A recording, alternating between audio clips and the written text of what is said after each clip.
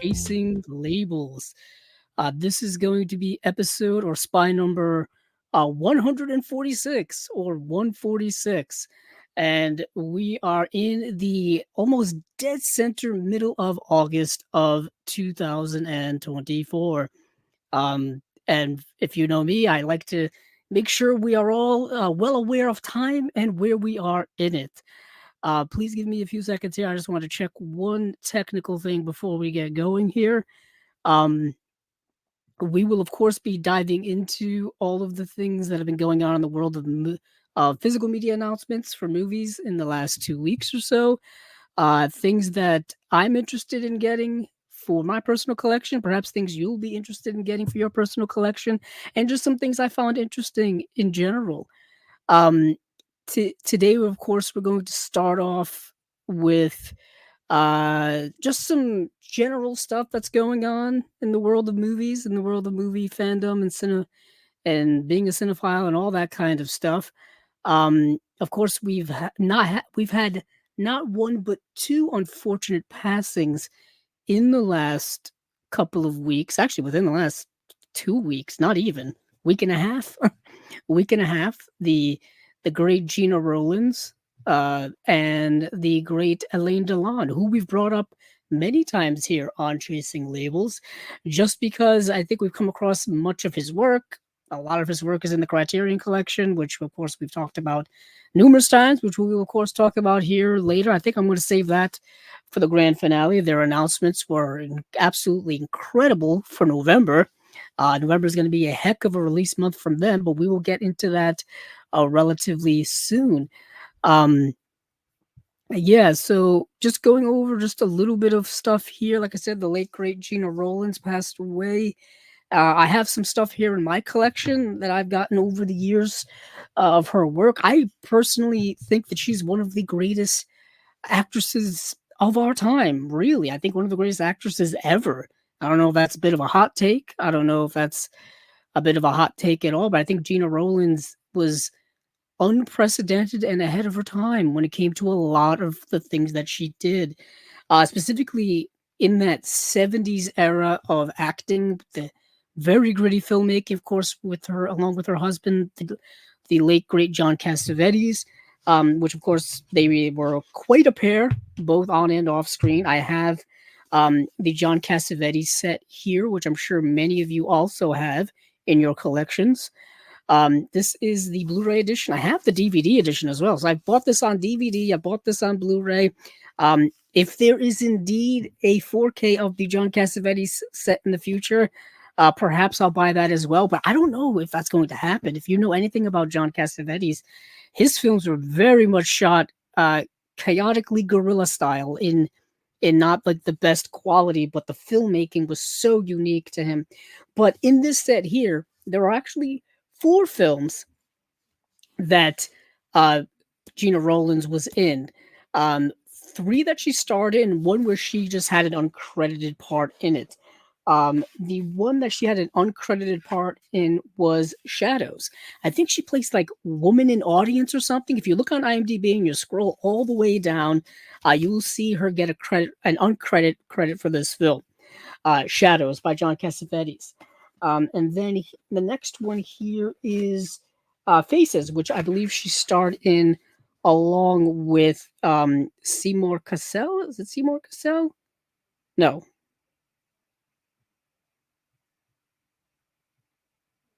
But we have Faces.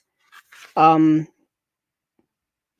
let me see if she actually starred in this, and I'm not just completely fibbing and just making things up as I go along, as I often do. Yeah, she was the ripe, I don't know, ripe old age. It's not kind of an awful saying, but she did live quite a full life, all the way up to 94 years old, a living legend in her own right at the time of her passing.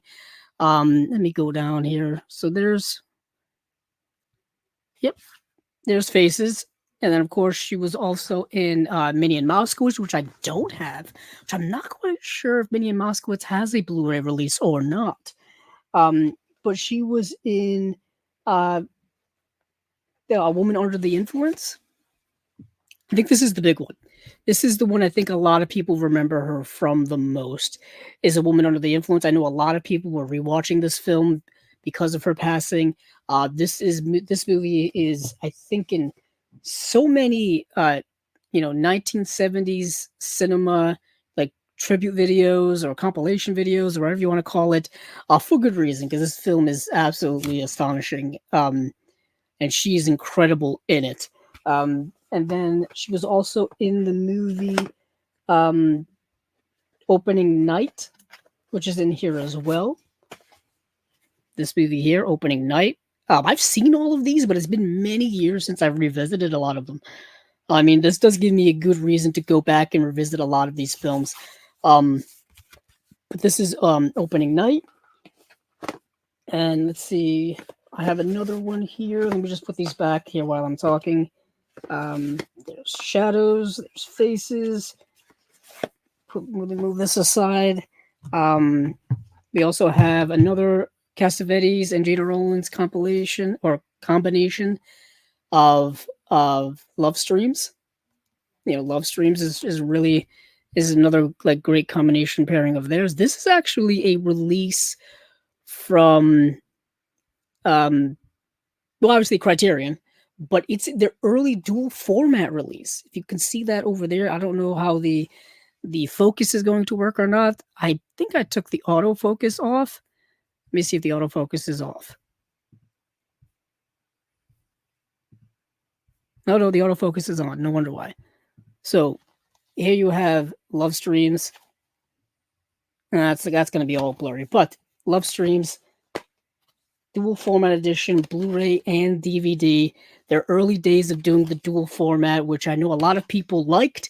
I loved it. They've kind of brought it back now that they've introduced 4K into the mix. You get your 4K, you get your Blu-ray. But back around circa 2013, 2014, you would get Blu-ray DVD combos. Actually, hold on. Big thick booklet here. This is where this is a 3-disc set. That's what I want to show. So that's Love Streams by starring John Cassavetes and John Cassavetes, Gina Rowlands. I haven't seen this movie in years. Directed by him. Produced by Menachem Golan. Menachem Golan was, I believe, like part head or anywho. He was part of Canon Films. So this is technically part of Canon Films, I think. But this is Love Streams. If you haven't seen the film, highly recommended. Here's some other ones here. Night on Earth, the Jim Jarmusch film, which Gina Rowlands is in one of the segments in this film. This is an anthology film. I believe she's in the Los Angeles segment of this film. This film each segment takes place like in a different city. I believe she's in the Los Angeles one. And I think Jim Jarmusch tweeted out when Gina Rowlands passed about working with her and stuff like that. So this is Night on Earth, the Jim Jarmusch film. And then we've got Paris Je t'aime, or Paris I Love You, which is another anthology film. And this is a film that she's in one of the segments as well. I think she's in the Katia Latin section or the Latin Quarter section of this film. I think that's her here on the back. I think that's Gina Rowlands here on the back. And I know it's going to be blurry, but I believe that's Gina Rowlands down there. Oh, coincidentally, I believe it is. Don't hold me to it now. But yeah, that's Gina Rowlands down there. What an incredible actress. Really one of the all-time greats, like I said. Another kind of all-time great, or at least someone that everyone knows of, or by everyone, I mean like people who are cinephiles, people who love French cinema, people who just love to watch beautiful people on screen, which is a big thing for people when it comes to movies. If anything, we're all kind of obsessed, not all of us, but many people are obsessed with movie culture, movie stardom culture, and actors and actresses. We have, of course, the great Alain Delon passed away. Great actor. He was in some of the all-time great films. Incredible French actor. I know he had a lot of fans, me being one of them, and I've got a group of his films here, actually. Didn't realize how much I had in my collection. I didn't realize how much I still need to get. We've got Leclis, the Antonioni film. This is another one of those dual format Criterion releases from over a decade ago. Another 3-discer where we've got one Blu-ray and 2 DVDs. What a gorgeous movie. What a hypnotic film. What a work by an absolute master in Antonioni. Um, yeah, this also stars Monica Vitti. Um, just an enchantment of a film. Um, yeah, I haven't seen it in years, but my goodness, I watched it late one night and completely enraptured by it. We have Lucio Visconti's The Leopard, which I believe is this is a Criterion Collection staple at this point. We're going to talk about their basically Criterion Essential 40 film set that they're going to put out in November later. And this would definitely be in mine if we had an Essential set. So this is The Leopard here. This is a 2-disc Blu-ray edition. We've got, of course, The Samurai. This is the Blu-ray. I have it on DVD. I have the Blu-ray. A 4K of it just came out. I didn't get that during the sale. I thought about it. But this is The Samurai, one of the great neo-noirs of all time. This film just screams cool. Man, Alain Delon on screen portrayed just one of like the coolest people you've ever seen.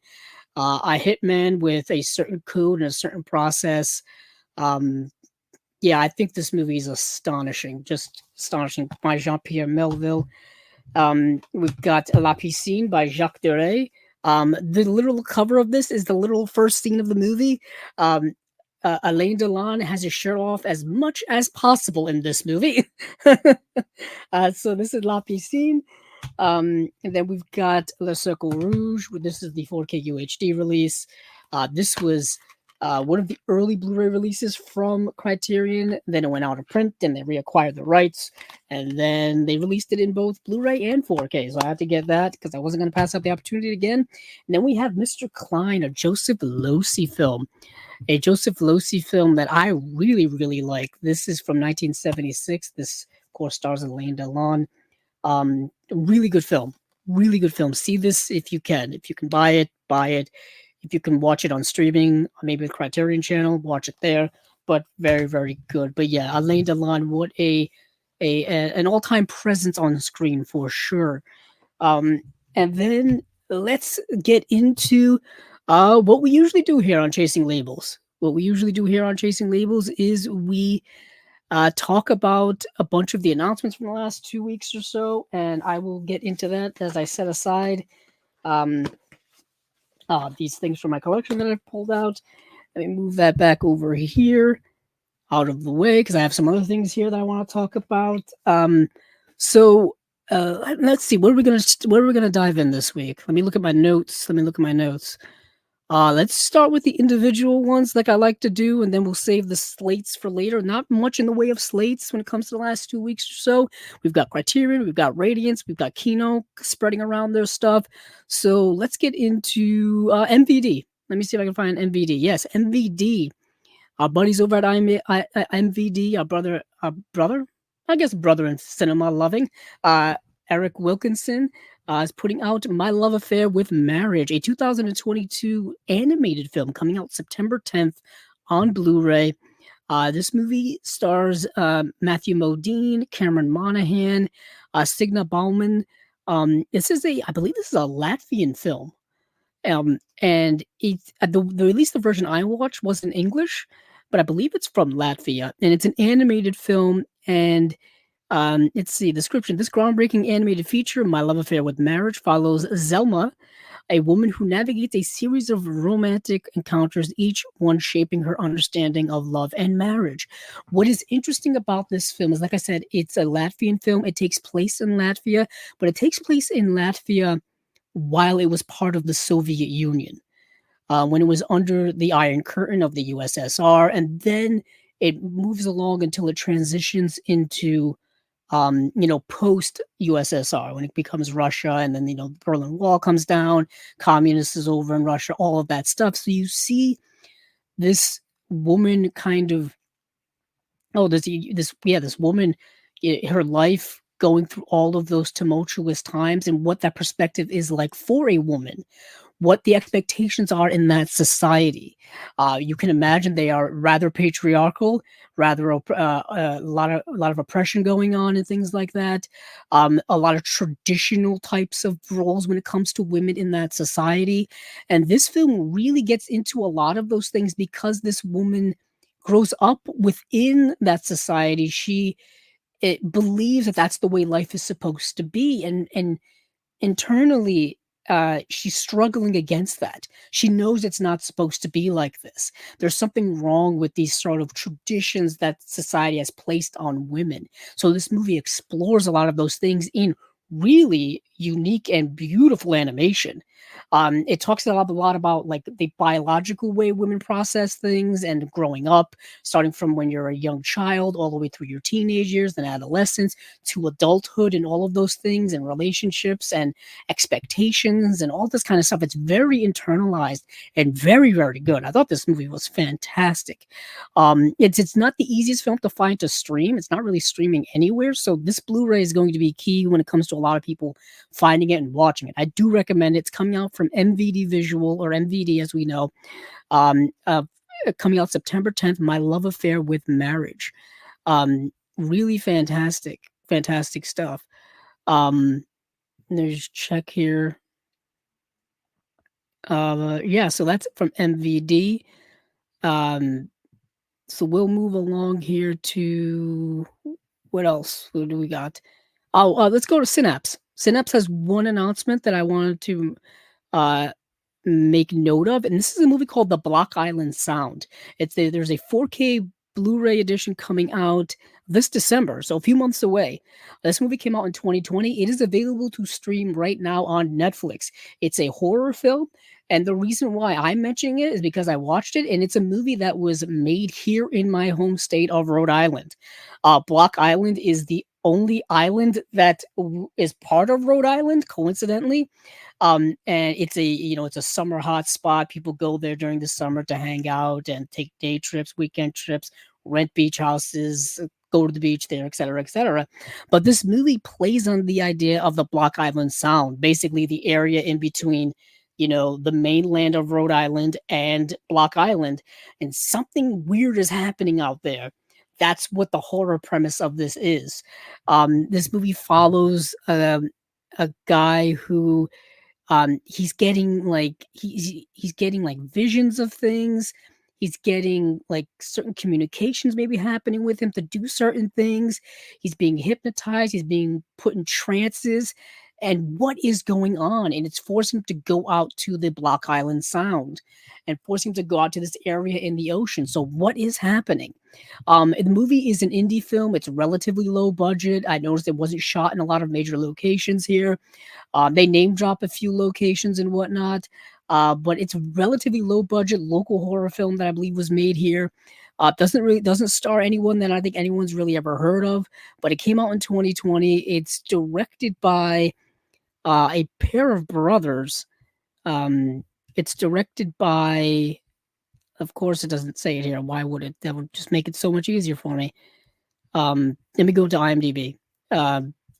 Because I thought it was a really nice little slow burn horror film. If you're expecting like a lot of things to happen, if you're expecting certain revelations to really explain things, exposition or stuff like that, it's not really that. It's more atmospheric. The acting in it I thought was impressive for what it is. Impressive for the type of indie film that it is. Kevin McManus and Matthew McManus are the two brothers who made this movie. And yeah, if you want to get a sense of Rhode Island, South County, Rhode Island, near the ocean, this movie kind of gives you that sense. The one thing that bothered me, just as a native Rhode Islander and knowing people who live down by the ocean, no Rhode Island accents in the movie. If you know Rhode Island accent, you know what I'm saying? It's kind of like Massachusetts, but a little bit different. For some reason, they decided not to have it in the movie. I don't know. That would have been a touch that I think I would have gone with if I was making the movie. But that's the Block Island Sound. Streaming on Netflix if you can. There's a 4K of it coming from Synapse in December 10th. December 10th. So let's move along from there. Let me see what else I've got.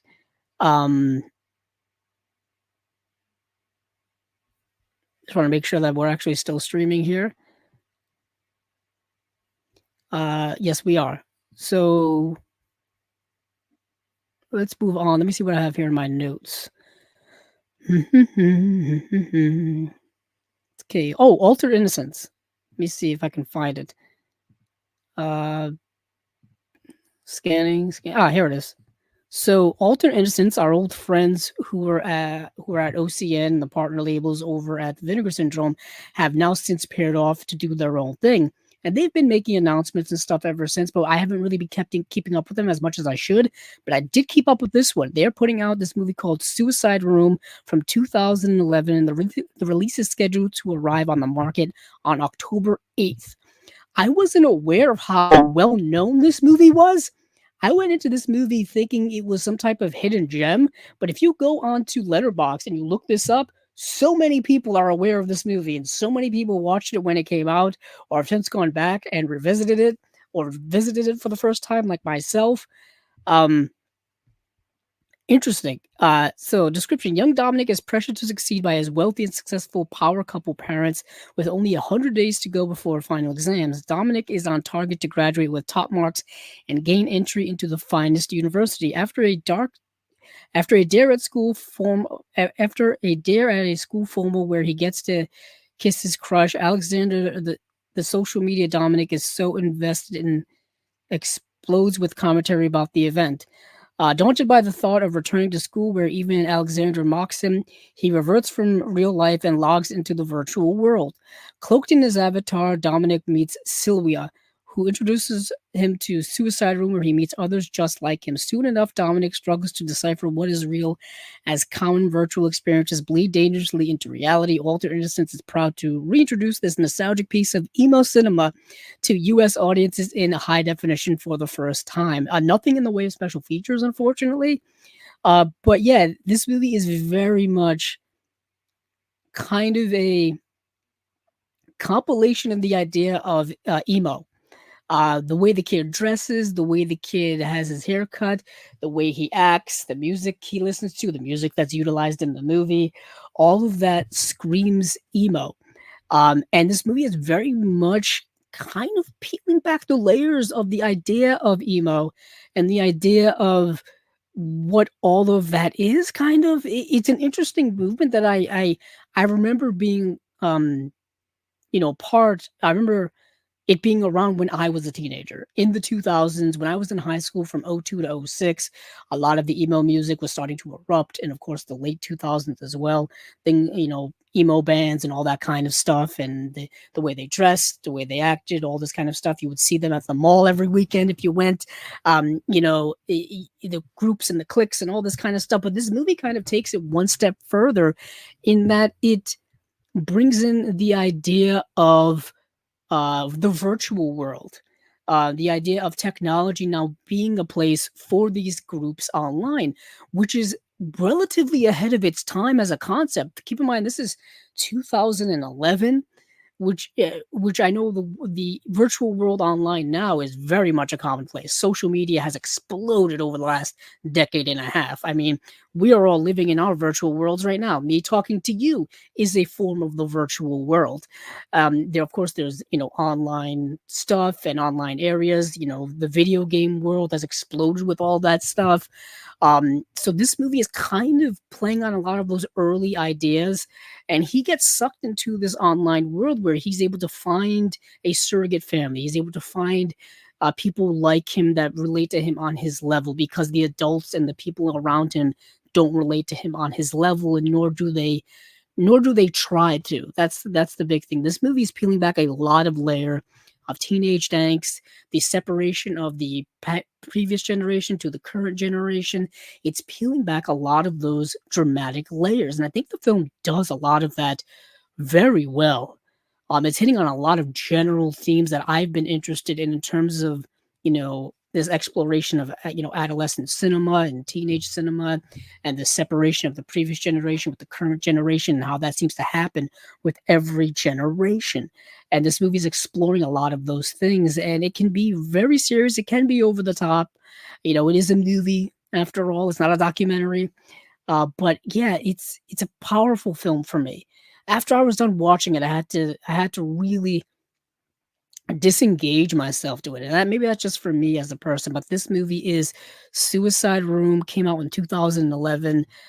Altered Innocence is putting it out, and this feels like an Altered Innocence film. Like, this is the type of movie that they get into, like Wounded Man and a lot of the other stuff that they've done when they were at OCN, and they've done so now that they're separated on their own. This is very much in their vein. Like, this is an Altered Innocence film through and through. Suicide Room, coming out October 8th. Altered Innocence. So moving on from there, let me circle back.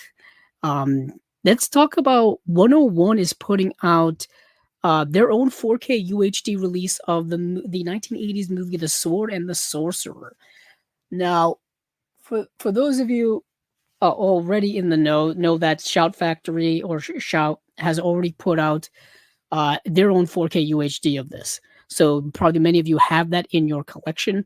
This is the movie that came out in 1982, directed by Albert Pune. I believe that's how you pronounce it. This is coming out October 7th. The Sword and the Sorcerer. I've seen this movie, around for years, and finally watched it for the first time. And for me, I was surprised by what it is and for how effective it is for what it is. It's a sword and sorcery movie. It's a 1980s sword and sorcery movie. It's a relative B movie when it comes to special effects. When it comes to the actors in it, there's really nobody in it who I think people will know of. Think of it. It's kind of reminding me of the Beastmaster. It's in that vein of the Beastmaster. I think the Beastmaster is a little bit better, but the Sword and Sorcerer is like a classic tale of a prince getting revenge for the downfall of his family. There's this young guy named Talon who, when he was a kid, he saw his parents get killed by this evil guy, and then as now he's grown up and he wants to come back and take revenge. But he has a unique three-bladed sword that looks like the most cumbersome thing you've ever seen on screen. It's gigantic, it looks clumsy, it looks like it weighs a ton, and he's wheeling it around not easily. He's kind of like big and muscular like Conan, but not quite. Arnold was kind of a bit of a physical specimen in the 80s, a unique one, but it's in the vein of like Conan, of the Beastmaster. I mean, but it's of a lesser degree than that, The Sword and the Sorcerer. But what I find so endearing about the movie is that it took chances. Like, it took visual chances to try to be something more than what it is. Like, certain special effects used, a lot of fog machine use, slow motion and magic and all kinds of stuff are in it. But how this compares to the one put out by um the Shout Factory or Shout Studios, I'm not quite sure. 101 tends to do a lot of their own things when it comes to the special features here, but there's a plethora of special features. If you haven't gotten the Shout Studios one yet, perhaps you want to get this one. If you're in the UK, you would rather get it. I mean, 4K um is region free, so if you want this one, you can get, or if you want the Shout select if you want the Shout Studios released, get that one. Either way, this movie's kind of fun. I wouldn't mind owning it if it was, cheaper than what it actually is. But that is The Sword and the Sorcerer. Cool release, interesting release. Yeah, it's a movie I'm kind of glad I finally got to watch. It's been kicking around for a few years. The poster for it has always been awesome. The poster for it has always been awesome to me. So moving on from there, let's stick in the UK. Let's go with a Studio Canal release. This is a 70th anniversary Studio Canal release in Blu-ray, on Blu-ray and on 4K. This is a movie called An Inspector Calls. It's coming out October 7th, and Inspector Calls, a British film to a pretty high degree. A timely reminder of the importance of social responsibility and community. The Burling family are rich, pampered, and complacent. It is 1912, and the shadow of the impending war has yet to fall across their lives.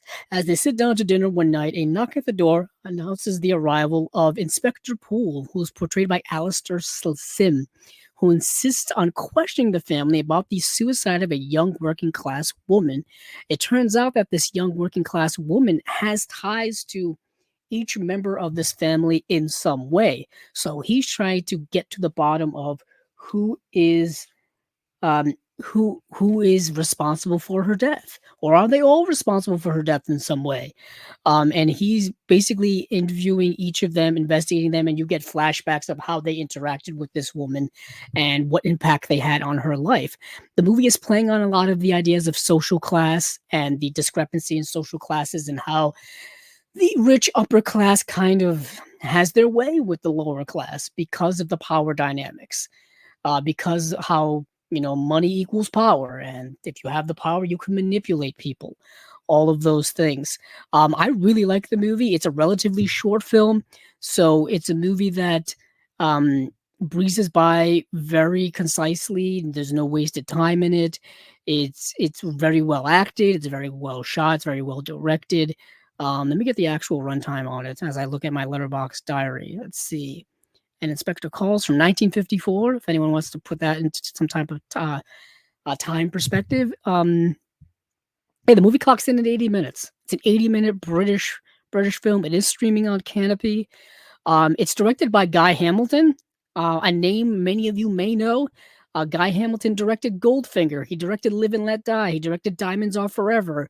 He directed The Man with the Golden Gun. What do all those movies have in common? They're all James Bond films. So Guy Hamilton directed a bunch of James Bond films. He directed Force 10 from Navarone. He directed, I believe, Battle of Britain. Remo Williams, The Adventure Begins. What else did he direct here? Evil Under the Sun. Uh, um, yeah, so Guy Hamilton knows his way around filmmaking. So this is a pretty cool British film, like from the 1950s, by Guy Hamilton. It's getting a new 4K restoration from the film from 2024, which is now. It says here, an Inspector Calls was scanned, restored, and color corrected in 4K HDR in Dolby Vision at Film Infinity London using the original 35mm camera negative film elements. That's pretty cool. And I know that they had released this a number of years ago, obviously not with this restoration. So this will be an upgrade from that if you have that Studio Canal release. There's a new film critic, Anna Smith, on an Inspector Calls. There's an audio commentary by author and film historian David Del Valle. Interview with actress Jane Wenham. Yeah, that is an Inspector Calls by Guy Hamilton, 1954, coming out October 7th. October 7th. So, let's see what else we've got cooking here in terms of individual releases. I know we got a Flickr Alley one, but I want to see if there's anything other than Flickr Alley. No, we've got Flickr Alley. So Flickr Alley is putting out another Laurel and Hardy collection. This is going to be Laurel and Hardy Year 2, coming out October 29th. I've got to get some Flickr Alley releases in my collection. I don't have any, I don't think. And I've been wanting to get their work for several years now, especially the work they've done with the Film Noir Foundation with Eddie Muller, whom we've had here on the channel, or we've had here on the podcast. We did an interview with him about 2 years ago. I think 2 years ago in June or early June or May, around that area. And he talked about his work in the Film Noir Foundation and all that kind of stuff, his work with TCM. And Flickr Alley has put out a lot of the stuff that they've done over at the Film Noir Foundation. But this is the Laurel and Hardy box set number 2. Now we've got a few shorts here featuring all new restorations sourced from the best available materials, contributed by archives and collectors around the world, restored by Blackhawk Films and FPA Classic. This comprehensive deluxe Blu-ray 2-disc edition features their 10 1928 films as a team and additional films from the Hal Roach Studios that showcase their solo short film appearances, as well as the shift from silent films to films featuring music and synchronized sound effects. So I believe Laurel and Hardy Year 1 was, I believe, films from like 1927. So this would be their next stuff, Year 2, literally, in 1928. And we've got Leave 'Em Laughing, The Finishing Touch, From Soup to Nuts, You're Darn Tootin', Their Purple Moment, Should Married Men Go Home, Early to Bed, Two Tars, Habeas Corpus, and We Fall Down. Each film features a newly recorded score from the best silent film composers working today, including a bunch of names here, bunch of names. The release is curated by film historians and Laurel Hardy specialists. Yet again, a bunch of names here. We've got audio commentaries. We've got additional musical scores. It says Eve's Love Letter, one of Stan Laurel's final solo films, directed by Leo McCarey. That's a name. And written by Laurel himself, from rare 35mm Elements, Galloping Ghosts from 1928, two surviving fragments of a rare solo Oliver Hardy commentary. A Pair of Tights from 1928, a short starring Anita Garvin and Marion Byron, who were teamed to try and replicate the success of Laurel and Hardy.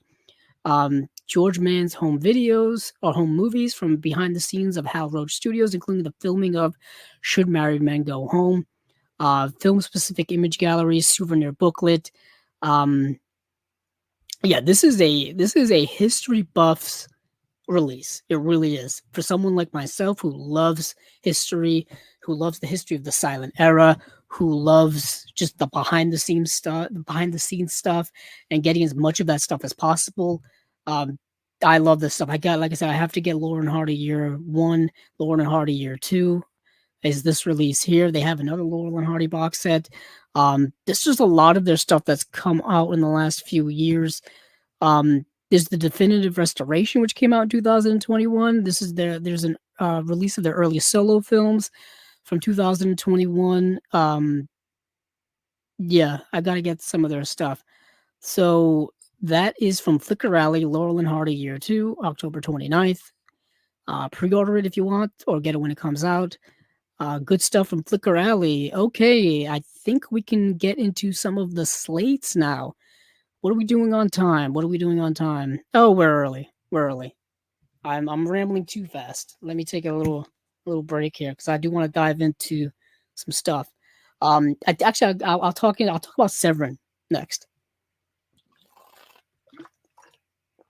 So Severin is didn't have any announcements, but they do have a tease of an upcoming announcement that will be happening this Thursday, August 22nd.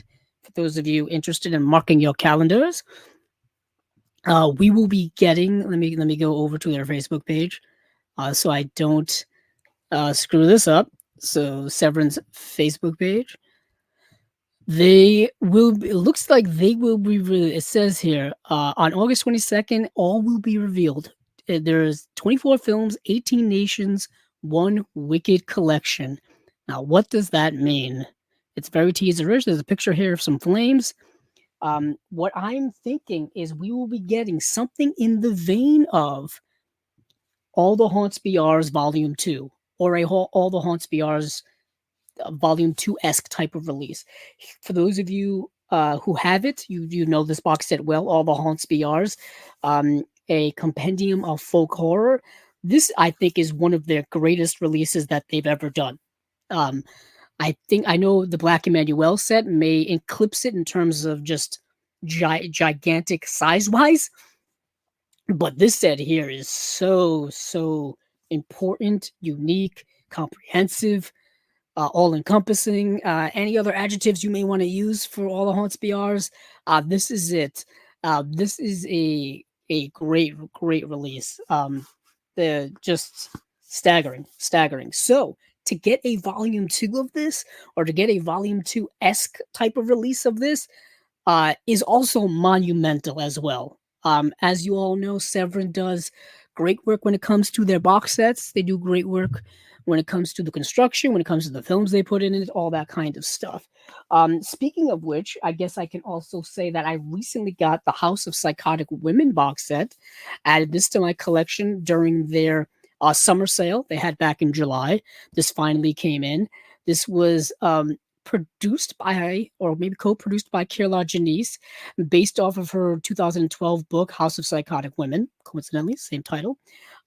This, of course, here has their usual, top loader box, individual cases. The black cases, always sleek, always cool.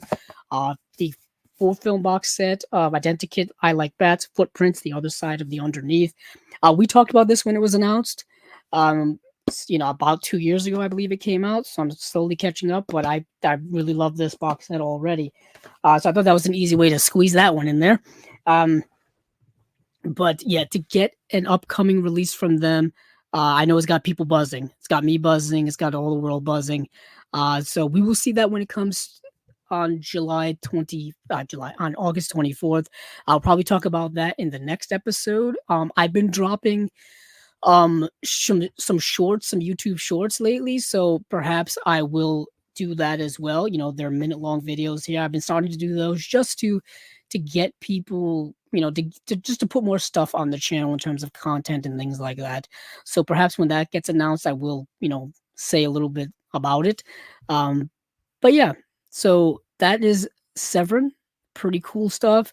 Like I said, they haven't announced any movies. They haven't announced what it's called yet. They did do a little tease last week or so with the quote, "Roots intertwine, single trees become forest, moss grows between boughs, and myths dance twixt sunlight and shadows.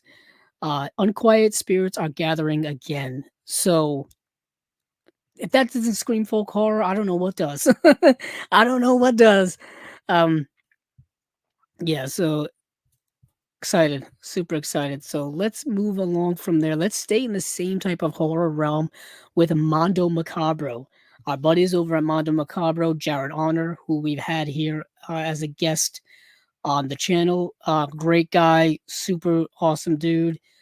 He's doing stuff over at Mondo Macabro. He's also doing his own stuff at over at Diabolic DVD with Jesse over there. I think he has his own line. Oh man, I can't remember. Is it Neon Eagle? Is that his line? This is the times I wish Steven were still here. Yeah, but anywho, Mondo Macabro's got 3 releases, 3 red case releases. Everyone loves the red cases. Red cases are cool. They're awesome. And we've got 3 movies here. We have Tokugawa Sex Band, which has an alternate title, mind you. We have The Killer Is Not Alone, and we've got The Hungry Snake Woman. So Tokugawa Sex Band has an alternate title if you go on to Letterboxd. It'll be under the title, hold on. It'll be under the title The Erato Maniac Dameo, which I think is The Erato Maniac Devil. Pretty sure that's what that translates into, kind of. But anywho, that movie, I'm gonna figure why we're here. So, Kiyohime, a daughter of Tokugawa Lenari, is married off to Tadateru Oguru, the lord of a Kyushu clan. However, the lord's sexual inexperience and Kiyomi's strict morals lead to significant crisis in their marriage. To improve his sexual prowess, the lord is introduced to Sandra, a French woman held captive by usurer smuggler Hatakaya. This results in the Lord's choosing Sandra as his mistress. Kiyohime's attendants see this move as an insult and have Sandra beaten and imprisoned. Nevertheless, Sandra escapes with the help of Morita, a retainer of the Lord. Out of bitterness and as some sort of revenge, the Lord imposes a sex ban on his subjects, which of course probably leads to a lot of frustration amongst the public, amongst the people. This movie came out in 1972. I'm assuming it is rather lewd and explicit. That's something that Mondo Macabro has never shied away from with a lot of the movies that they've released over the years. So expect that for the Tokugawa Sex Band. Let me see if there's anything here in the way of special features. This is reversible cover sleeve art with art by Justin Coffey on the A side and original ad art on the B side. 24-page color booklet with new writings on the film by Japanese pink film expert Dimitri Lani. 3 double-sided art cards, and it's limited to 1,500 copies. New 2K restoration from the negative, audio commentary by Japanese film expert Jasper Sharp. So I believe these are also all first-time releases in Region A land. So that's something to take note of as well. So let's see, what did I say? The Killer Is Not Alone. Unfortunately, I wasn't able to see these films because to track them down was damn near impossible. So unfortunately, I can't say much about the quality of the film. All I can really say is that I'm interested in them. This movie here, The Killer Is Not Alone, came out in 1975 directed by Jesus Garcia Duenas.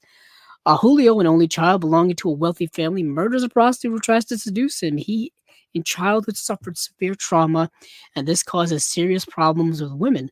Because of this, he runs away and stays in a boarding house in Madrid, where he meets Monica, the daughter of the owner, who maintains relationships that seek to build on for help in their desperate situation, as his obsession for killing is increasing. So you've got someone here who is sexually frustrated due to trauma from their childhood, which is something that's not, not exactly unheard of when it comes to plots for movies, and in real life that's an issue as well.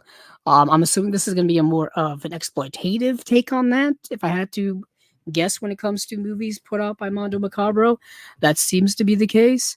Um, but yeah, I was interested in actually seeing this one out the most out of all three of them, to be honest, but unfortunately couldn't be found to stream anywhere.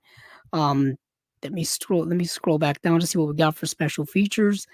Um, we've got Spanish audio with optional English subtitles, brand new 2K restoration, interview with Angel Sala, director of the Sitges Film Festival, audio commentary by Troy Haworth and Rodney Barnett.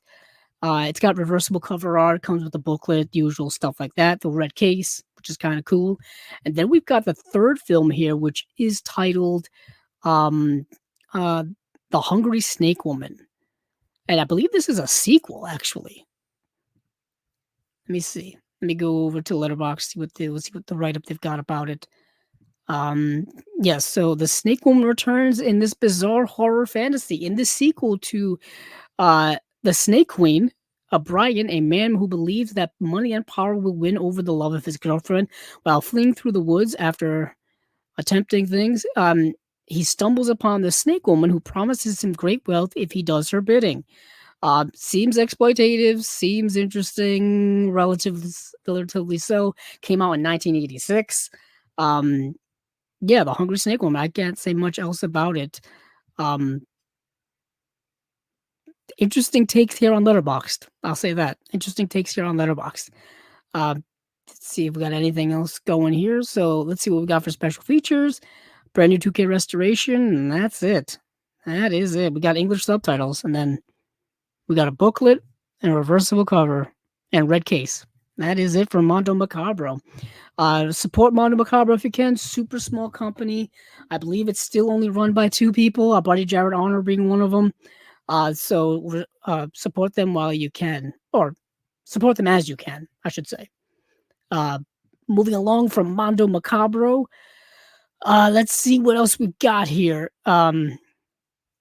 Let's jump into Kino. Yeah, let's jump into Kino, because Kino's got quite a few things cooking, and we want to see what they've got cooking here. So some stuff that's not on their Facebook page, which frustrated me, is they're coming out with a collection here, which is coming out October 15th.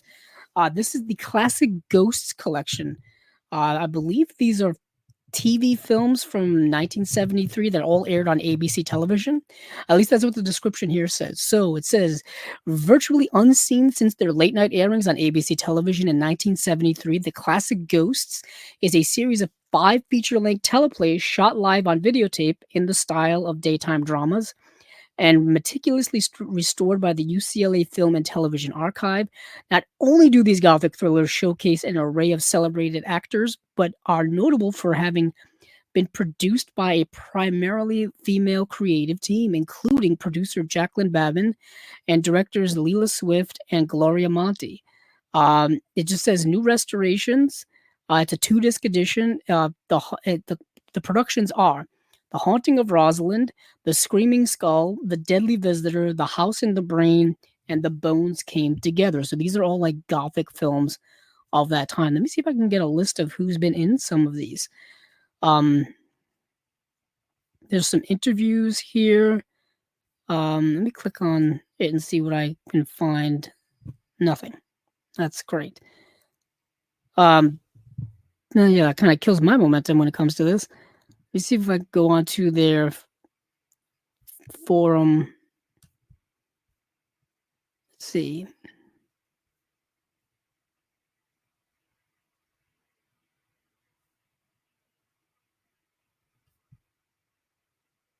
Now, trying to see if I could find some actors and actresses who have been on who were on some of those. The cover here shows a young Susan Sarandon, I believe, so she must have been in one of the films. Um, but it's interesting that Kino continues to kind of unearth these television films from the 1970s. You know, television films from the 1970s are not like they are now, not in terms of budget, not in terms of notoriety, not in terms of like preservation or like exhibition. I mean, these if these received VHS releases, I would be surprised.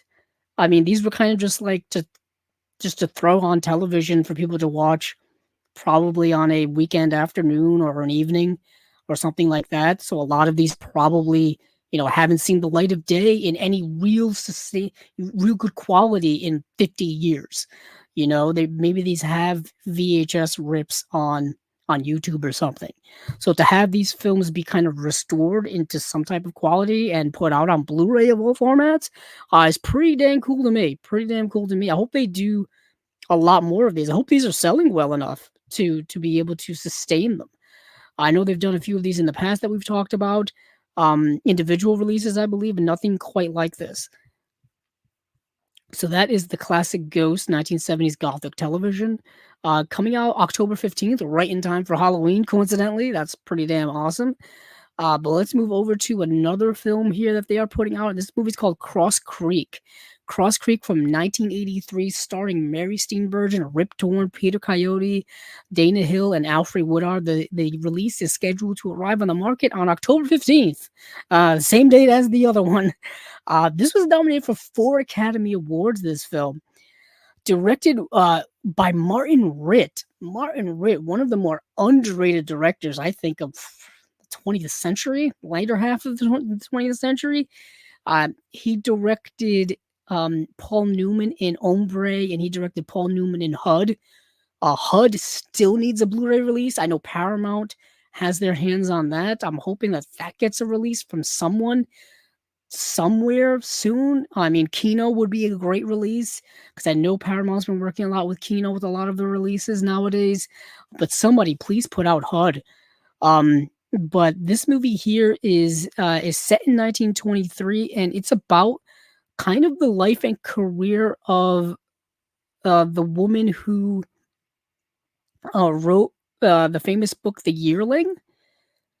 Yes, they really don't do a good job of expressing of the synopsis fares. I have to go to Letterboxd to get the synopsis. But I found myself thought this movie was rather interesting. It's kind of play by numbers, kind of the standard type of film when it comes to what it's depicting. So in the 1930s, Marjorie Kinnan Rawlings moves to Florida's backwaters to write in peace. She feels bothered by affectionate men, editors, and confused neighbors, but soon she connects and writes The Yearling, a classic of American literature. Now, I've never read the book The Yearling. I know that's probably part of a lot of curriculums in academia, summer reading lists, things like that. I never had to read the book in school. I never had to, read it for anything. But this movie kind of is about the author who wrote the book, and it goes through her kind of living in relative solitude in this backwoods area to try to write, her book. And like I said, it's got young Rip Torn, Peter Coyote, Alfred Woodard. It's a good film. It's a good, solid film. I don't really have anything super negative to say about other than it's a rather standard paint by numbers type of drama from the 1980s. Young Mary Steenburgen is in it. She is great as always. Malcolm McDowell is in the film in a small role. I think he plays her editor, who comes to visit her and tells her that her current book that she's writing isn't that great, and tell her to actually write something good. That's kind of like his advice is that this feels kind of hollow, this feels kind of fake. Write something that's more heartfelt, write something that's more genuine. And then she ends up writing The Yearling about kind of about her surroundings and about the people in her life in that area. That's kind of gives her the inspiration to write the book. Yeah, I also think Cross Creek itself is the name of a book. So this could be the adaptation of a book written about a woman who wrote a famous book. The only reason I know that is because I was doing some thrift store book shopping last week, and I came across the book, and I was like, "Cross Creek, this looks familiar," and it happened to be that book. But that's Cross Creek. Let's see what we got for in the way of special features. Commentary by Julie Kurgo and Peter Hankoff. Cross Creek, a look back with Mary Steenburgen. It doesn't say anything in the way of restoration or anything like that, but who knows? So let's move along here to Plenty, a movie just called Plenty, and this is a movie starring Meryl Streep. Meryl Streep stars in this movie. This is coming out October 22nd. Um, let me get the synopsis up for this movie. This is an interesting film. David hears account of a one-time French freedom fighter who gradually realizes that her post-war life is not meeting her expectations. So this movie stars Meryl Streep, Tracy Ullman, John Gielgud's in the film. Sting is in the film at one point. Ian McKellen, Sam Neill, um, Charles Dance. Hugh Laurie shows up at one point. A young Hugh Laurie is in this movie. And this movie starts off, and it's kind of like a long tale of like 20 years or even longer of this woman's life.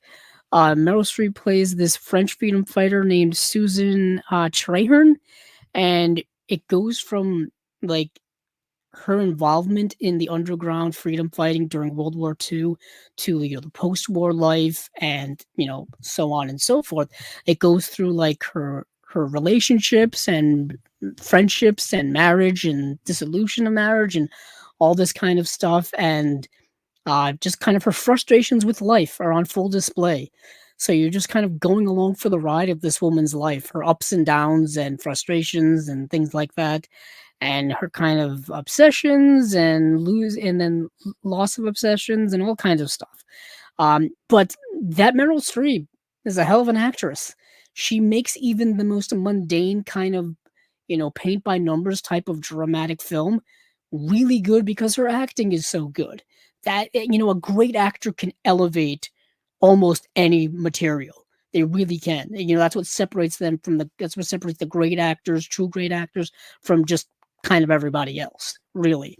Meryl Streep is really, really good in the film, and it's nice to see like a bunch of these people pop up that you may be aware of. That's kind of fun. But that's the movie Plenty. It's directed by Fred Schepisi. Schepisi. He directed the movie Roxanne with Steve Martin. That's where I know him from. He directed Mr. Baseball. What else did he direct? Another Meryl Streep film called A Cry in the Dark. 6 Degrees of Separation.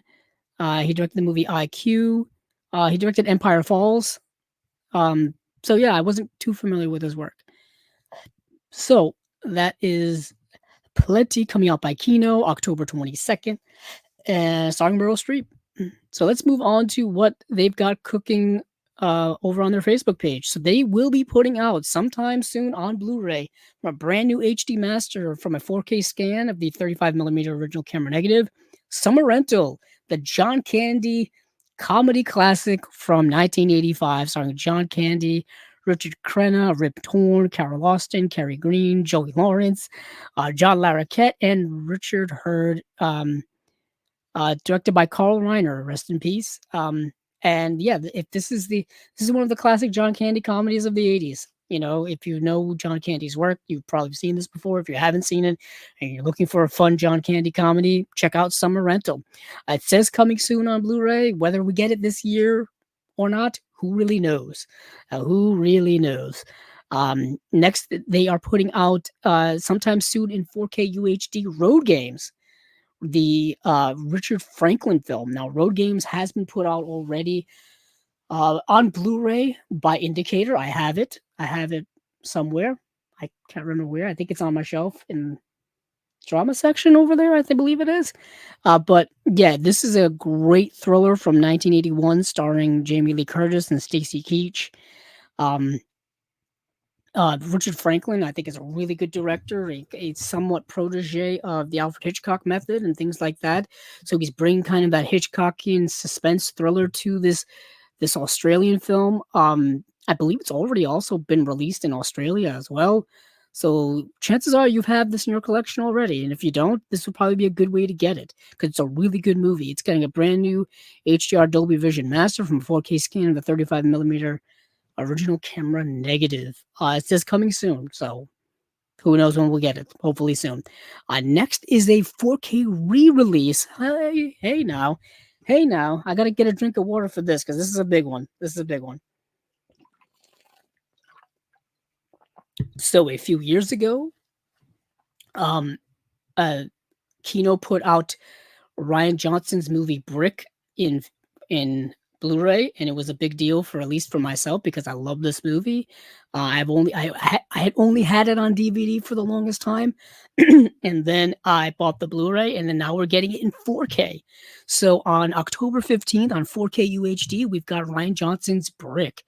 Looks like just actually doesn't say whether it's a 2-disc edition or not. I would assume it is. Yeah, it's 4K UHD and a Blu-ray. It's got brand new HDR Dolby Vision Master approved by Ryan Johnson himself. It's got a new audio commentary by professor and film scholar Jason A. Nay. Audio commentary by Ryan Johnson, actors Nora Zehetner and Noah Segan, producer Rambergman, production designer Jody Tillett, and costume designer Michelle Posh. 8 deleted scenes, the inside track, casting the roles of Laura and Dude. This movie I've always loved. Stars Joseph Gordon-Levitt, a nice young cast, a really good young cast. It's basically a film noir set in a high school setting, like a classic like 1940s film noir set in a high school setting, to the point where like they talk like they are in a 1940s film noir. It centers around the death of a young woman. So, a murder mystery, classic film noir trope there. We've seen that happen so many times. Really good film. Will I be upgrading this? I probably will because I love this movie so damn much. What will I do with my Blu-ray that I already have? I do not know. But this movie this movie's great. I really love this movie. It's coming on a triple layer disc. It's getting a slipcover. I'm so ecstatic about this release. I can't wait to get it. Next, we have a couple of re-releases on Blu-ray, a couple of reissues here. We have Up the Creek and we have Youngblood. Up the Creek is a kind of throwaway. To me, I know that's pretty harsh to say. It's kind of a throwaway 1980s comedy, like young person comedy type of movie. In the vein of like a Porky's, of like an Animal House, of like a Revenge of the Nerds, stuff like that. But it happens to take place around a river rafting race, which is not the most exciting thing you've ever heard. It's fine. I don't think it's great. Honestly, watch it on stream before you buy it. Youngblood, which came out in 1986, stars a very young Rob Lowe, during his Rat Pack era, or Brat Pack era, sorry, Brat Pack era. Also, Patrick Swayze's in the film as well, and it takes place around ice hockey. Rob Lowe is this young up and coming star in hockey, and he leaves his hometown and he goes to play junior hockey up in Canada, where of course hockey is king up there. And Patrick Swayze's on his team. A super young Keanu Reeves is in the movie. First movie he was ever in, first feature film he was ever in is this movie. Didn't know that, and I'm looking at him, I'm like, is that Keanu Reeves? And it was. He doesn't really have any a speaking role or anything like that. He's just kind of in the movie as one of the guys on the team. But yeah, he's in the movie. This would be the same year he would be in what's that movie he was in? Hold on, Keanu. Let me look up Keanu. Oh, I have the movie at the tip of my tongue and I can't remember it. The one that he did all the way back at the beginning of his career. The one that coincidentally Kino has put out on Blu-ray in the past, but I think that Blu-ray is now out of print. River's Edge. River's Edge, I believe, came out that same year. Yes, 1986. River's Edge is an underrated movie with Crispin Glover, Iona Sky, and Keanu Reeves. I really wish I bought that on Blu-ray when I had the chance. Kino reacquire it and re-release it, or somebody buy it and re-release it because I really, really want it. Um, but what I was saying, yeah, Youngblood is, young Rob Lowe has to go up and he's got to prove himself to the other guys on the team. He's got to prove himself to himself. He's got to, rise up above criticism, rise up above his own insecurities about being a hockey player and pursuing his dream of playing in the NHL. All this kind of usual stuff. It's a fun movie. Pretty cool if you like sports movies, something like that. So that's Up the Creek and Youngblood. These are both being reissued October 8th. With each have an audio commentary. Actually, no, just Youngblood has an audio commentary. Just Youngblood has an audio commentary, and then Up the Creek has, without a paddle, a featurette about the movie. Next, we've got not one, not two, but three film noir box sets. Three, people, three.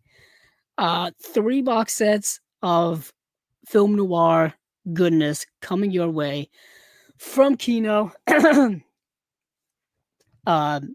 First up here is Film Noir, The Dark Side of Cinema, Volume 22. And we've got three films here. The three films are The Enforcer with Humphrey Bogart, The Scarlet Hour, and then we've got Plunder Road. Yeah, so they're all good. I would say that they're all good. Let's see. I was just checking to see. I believe The Scarlet Hour is directed by Michael Curtiz. Hold on, let me look on Letterboxd for a second here. Sorry to kill the momentum. Yeah, The Scarlet Hour is directed by Michael Curtiz. I won't spend too much time on each film.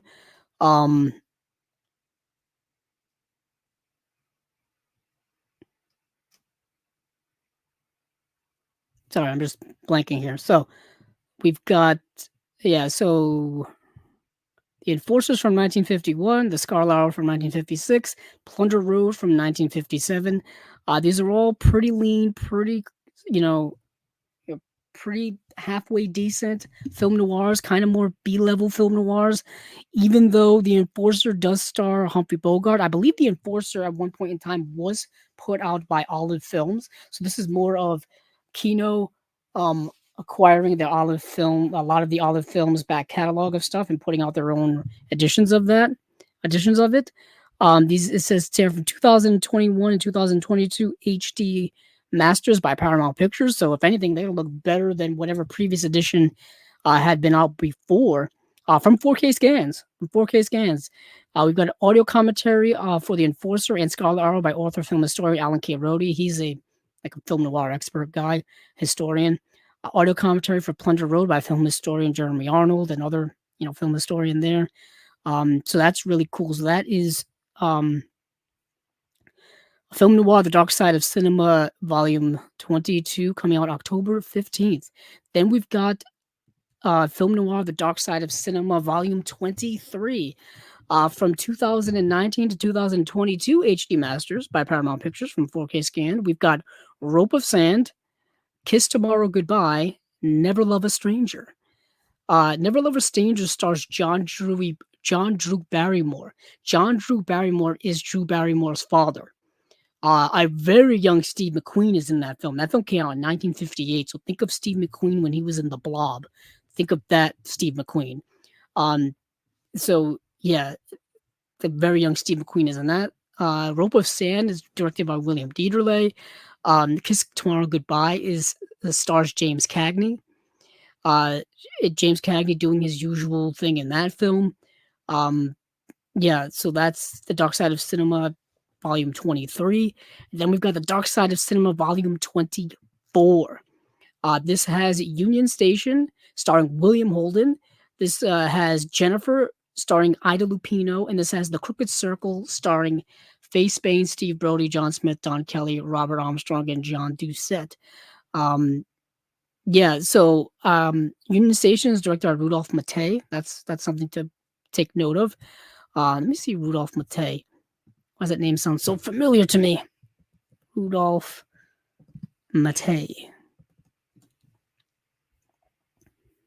Let's see.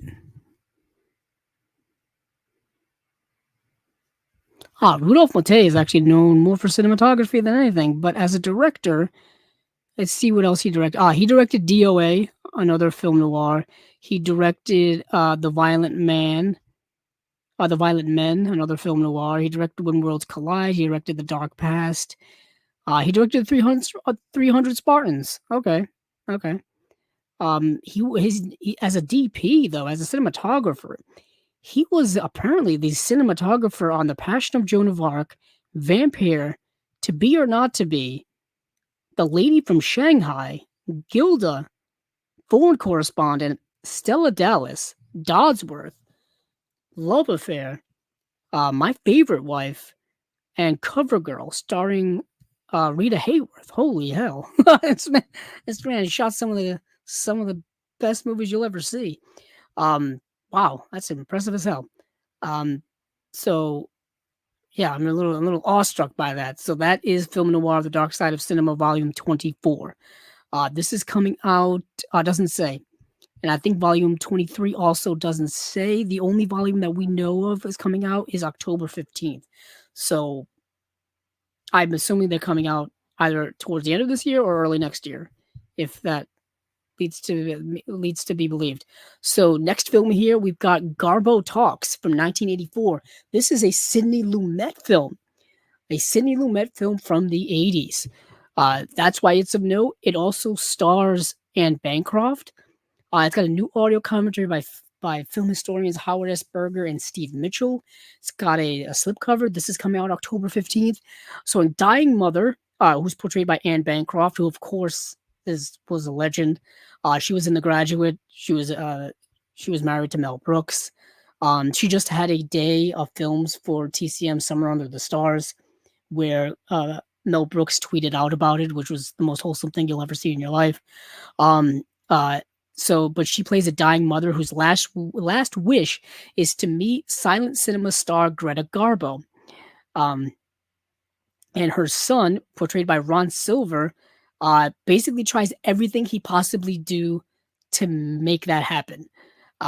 He goes around New York investigating and to find out where Greta Garbo is staying, to get in touch with Greta Garbo.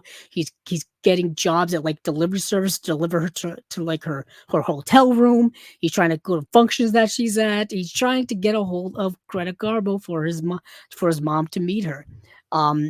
Which makes a very fun and kind of whimsical 1980s comedy, directed by Sidney Lumet, which is different than what I'm used to seeing with Sidney Lumet, who directs films like Serpico and 12 Angry Men and Dog Day Afternoon, and Network.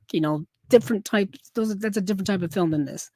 So this is a much lighter film from him. It's a comedy, really. Carrie Fisher is also in the film as well. Carrie Fisher, I believe, plays Ron Silver's wife in the film. And yeah, it was just nice to see Carrie Fisher in the film, just to see her on screen once again. So that's Garbo Talks. If you're a fan of Sidney Lumet, if you've got a Sidney Lumet section in your collection like I do, and you're a completionist, you're going to have to get this film. Gonna have to get it. What else do we've got here? I think that's about it that I want to go through. Let me see if there's anything else that they talked about that I didn't get to talk about. Nope, pretty much everything. So with that said, let's go to Radiance. Let's make our way to Radiance.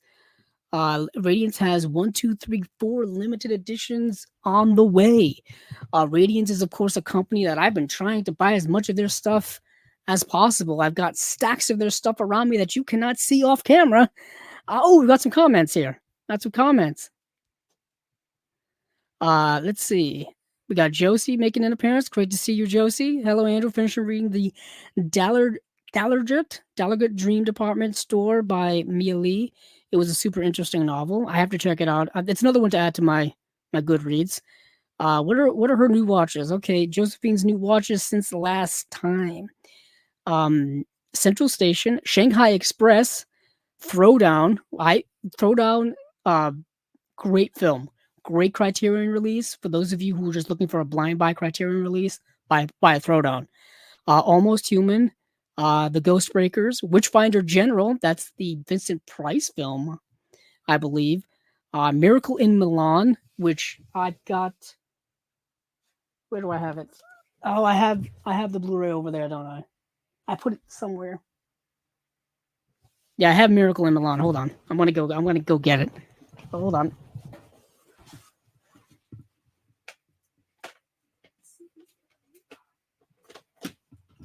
Found it.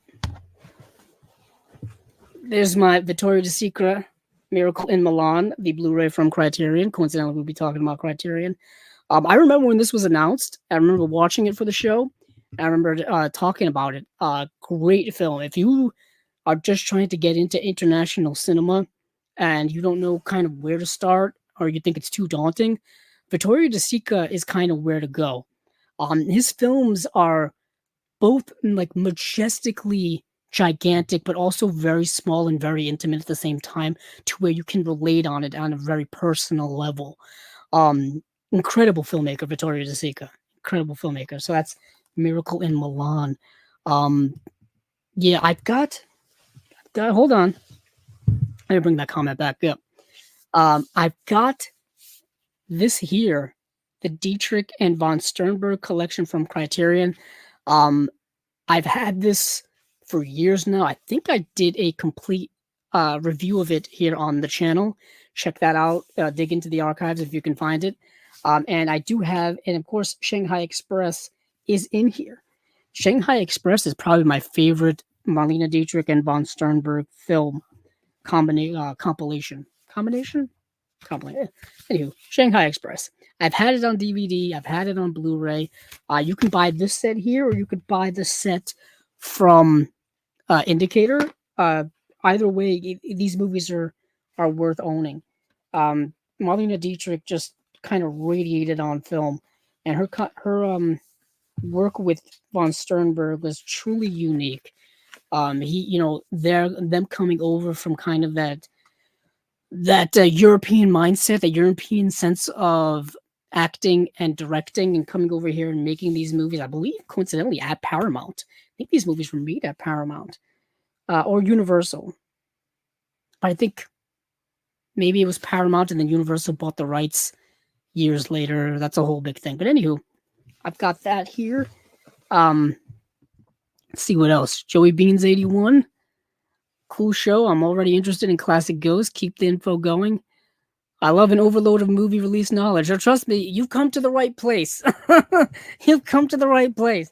I've got all this knowledge that I kind of soak up like a sponge, and then when it comes time to do the show here, I just kind of let it all flow out of me. That actually does sound interesting. Just because like I said, we don't get TV movies from the 70s on Blu-ray very often. I mean, it's tough enough just to get like TV shows from the 70s on Blu-ray.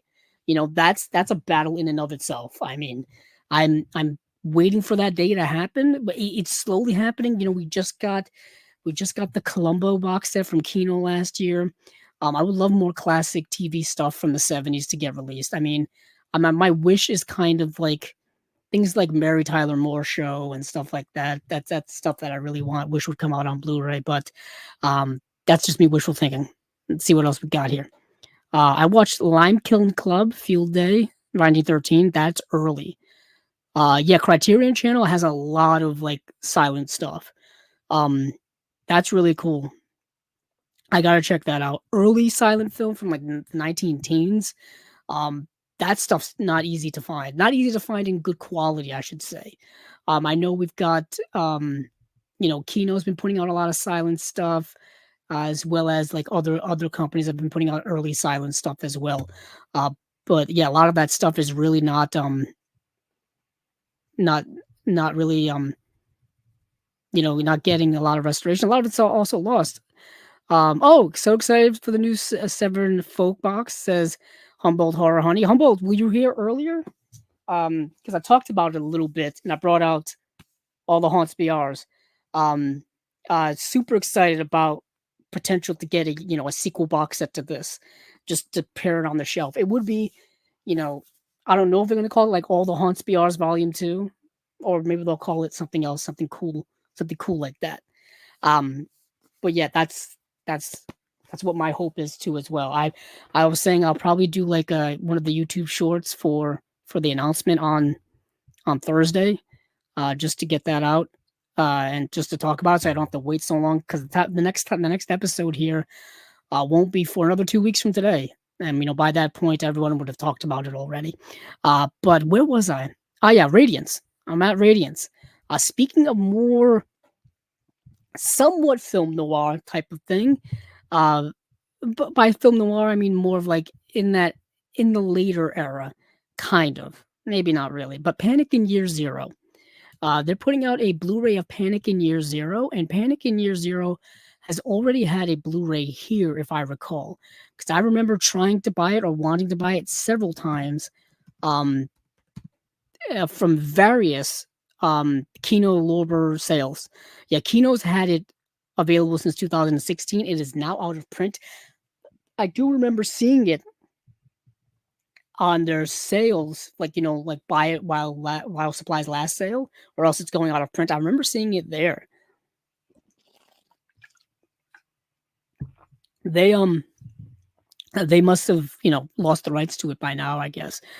But I want to check if that release had anything in the way of special features. If this one doesn't, so that release from Kino only had a commentary with film historian Richard Harlan Smith, and then Atomic Shock, a conversation about Panic in Year Zero with fan Joe Dante, who explores the features period perspective and creative achievements, emphasizing performances and low budget nature of the effort. It is an informative, refreshingly honest look at the picture. Um, so let's see what the Radiance release has. So the Radiance release has a new interview with Kim Newman, a Raymoland archival interview, Atomic Shock, that same exact Joe Dante special feature from 2016 is on this Radiance release. So you're not missing anything there. You're all oh no, and it also has the audio commentary by critic Richard Harlan Smith. So you get all the special features from that release. Um, you get all the special features from that release. The only thing is that this is a Region B locked release, so you're going to need a Region free player in order to be able to watch it. But it comes with all the same special features, so that's nice that was able to carry over from there. They were able to acquire all of that. I know Fran Simeone, who we've had here on the channel from Radiance, um, super awesome dude when it comes to all these releases. But yeah, Panic in Year Zero is an interesting kind of end of the world apocalyptic type of movie starring Ray Milland. Um, Ray Milland, who of course was in the movie The Lost Weekend, which is an astonishing film. Yeah, he's taking his family like on a vacation, on a fishing trip or something like that. And what happens is, as they're driving away from home, as they're driving away from Los Angeles, they notice an explosion mushroom cloud behind them. What happens is, um, uh, Los Angeles has been destroyed. Suburbia has been destroyed, because now like a nuclear war has basically started. And they're basically go into survival mode right away. Ray Milland, I don't know what the background is for his character or anything like that, but he switches from like father taking his family out on a vacation to like survival mode. Like, I've got to make sure my family is okay mode. Like, not like ruthless as much as you can get away with for a film from the late 1950s. You know what I'm saying? It's not going to be. It's not like Rambo. It's not nothing like that. Nothing modern day from that perspective. But um, that's what ends up happening, as he just ends up trying to survive this whole time. The film is super low key. His family's just like driving around in like the countryside trying to find a safe place to like hold up and live. They're trying to find supplies. They're trying to, you know, get news of what's going on because the communications have all been shut down. I mean, people are panicking. People are like, gobbling up as much supplies as possible.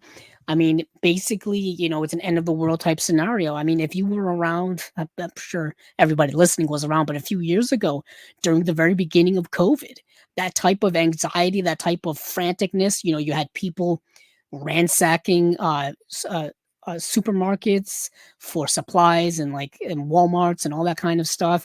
You get that sense of foreboding in here. Obviously, this is a a much different situation. I'm just saying that sense of anxiety, that sense of urgency, that sense of panic. Literally, the movie's called Panic in Year Zero. So that is this movie. I thought it was really good. I really liked it. I really like this movie. I'm definitely going to be adding it to my collection. I've been trying to buy a bunch of the Radiance stuff, or at least keep up with buying the Radiance stuff. I bought a bunch recently. I think I shared this before. I got things sliding around back here. I bought Elegant Beast. I bought The Shape of Night. I shared these last time, so this is nothing new. And then Eye of the Executioner. I've been looking to get into a few more of their stuff while I can. I've kind of been waiting for certain sales to happen, but trying to wait for a sale, sometimes you miss out on some things. So that's Panic in Year Zero. This is coming out November. Looks like November 18th. Next, we've got The Story of Adele H. Now, this is a Francois Truffaut film. And this is a Francois Truffaut film that Kino has put out already. At least hold on, let me see if they have. The Story of Adele H. Yes. Hold on. Yep, Kino put this out 2023. I remember us talking about it here. They had put this out. They put out like Mississippi Mermaid, and they put out some other Francois Truffaut things as well. So, Radiance has got their hands on it, and they are putting it out. Let me see if I can get a list of special features here to compare. Yes, I can. So the Kino release only had a commentary by critics Julie Kergo and Nick Redmond. That was a carryover from an earlier Twilight Time release. So that carried over to there. Let's see what we got here in terms of special features. We got an interview with Francois Truffaut from 1975, an interview with Isabelle Adjani. Isabelle Adjani stars in this film. Important. She was in the movie Possession and gave one of the greatest performances you'll ever see on screen. Footage of the premiere in Lyon with Truffaut and Isabelle Adjani. Interview with cinematographer Nestor Almendros. Interview with critic Fong Li. Unfortunately, it looks like it doesn't have the audio commentary.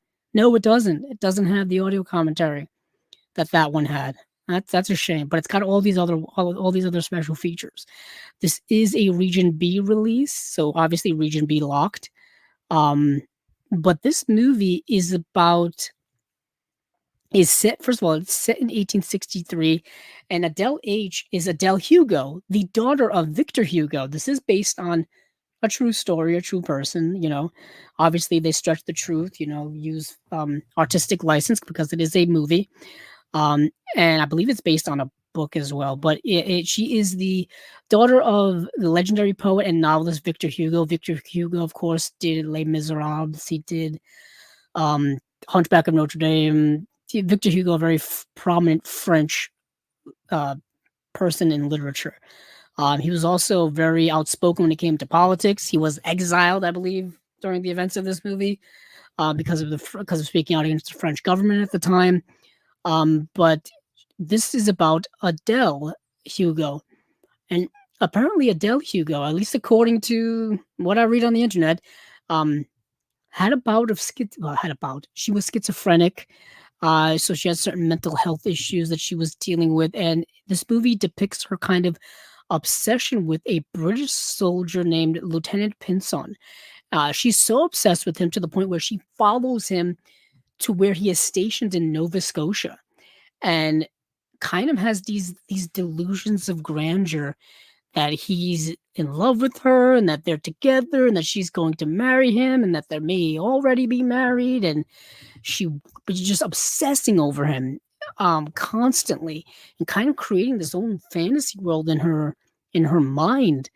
And you see kind of the negative aspects of that sense of obsession, that sense of overwhelming love can lead to dire consequences. You know what I mean? It can lead to mental health issues. It can lead to all kinds of things, ruining other people's lives, can lead to those things. So this movie is kind of about her and her struggles with that.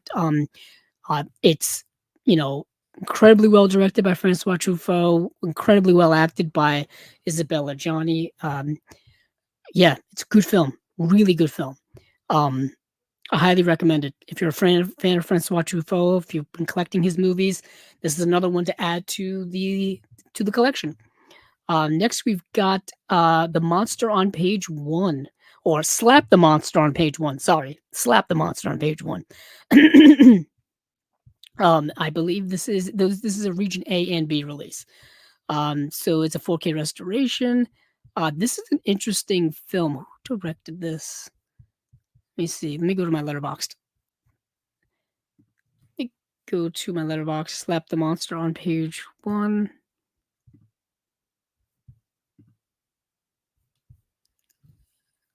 This is directed by Marco Bellacchio. Bellacchio. In 1972 Milan, just a few days before the general elections, a young girl from an esteemed family is raped and murdered. Bizanti, editor-in-chief of a conservative newspaper, tries to derail the official police investigation in order to help the right-wing candidate supported by his boss to win the elections. Um, yeah, so you're dealing with a newspaper political corruption film from the 1970s in Italy. Um, and it reminded me a lot of the movie The Ides of March, the movie by George Clooney that came out. Oh, gee, when did this come out? Uh, the Ides of March came out in 2011. Wow, I thought it was a little later than that, but yeah, 2011, directed by George Clooney. The movie that starred Paul Giamatti, George Clooney, Philip Seymour Hoffman, Ryan Gosling, Evan Rachel Wood, Marissa Tomei, Jeffrey Wright is in this film.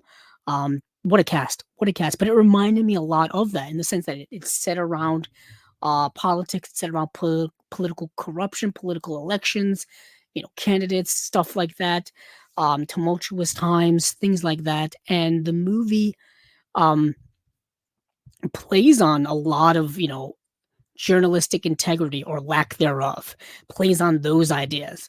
Um, it's it's a good film. It's a really, really good film.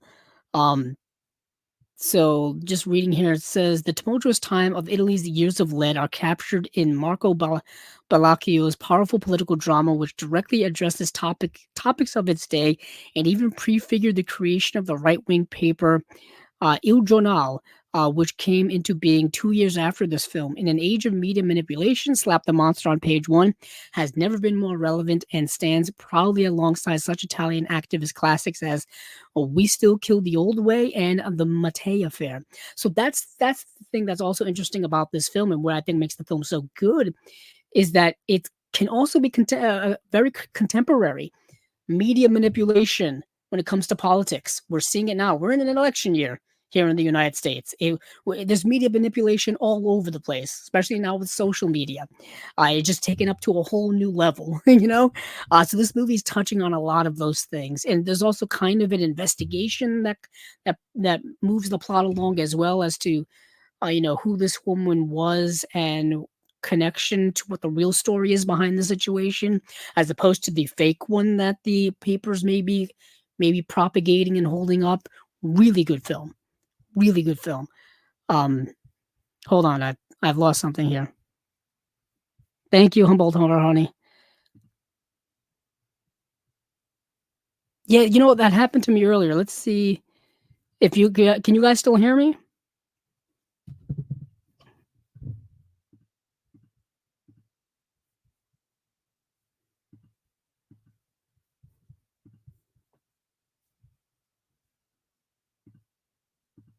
Hold on, let me see if I can fix this.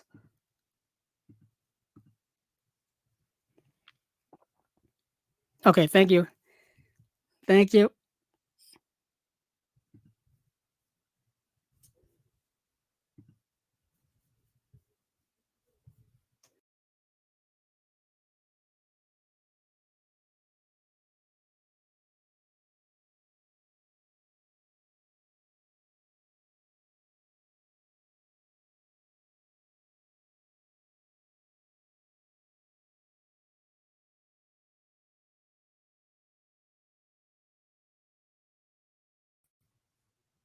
Can you still hear me, Humboldt?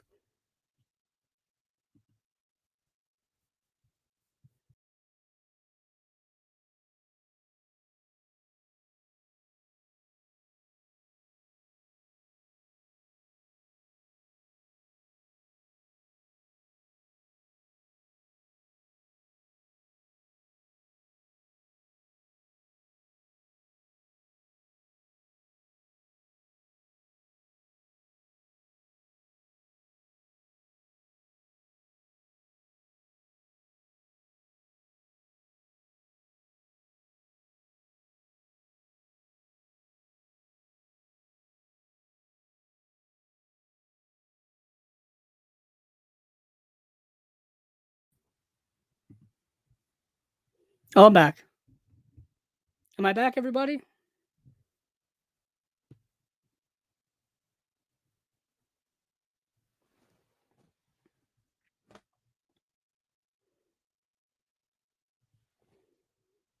Thank you. Thank you. I'm glad you're here. So coincidentally, that actually happened to me about 20 minutes before the show tonight.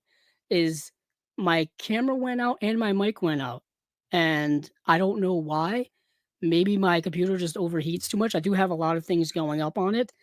Um, but if you guys can hear me and still see me, we can wrap up because all I've got left to talk about is one more thing from Radiance and Criterion, and then we're good to go. So thank you for telling me.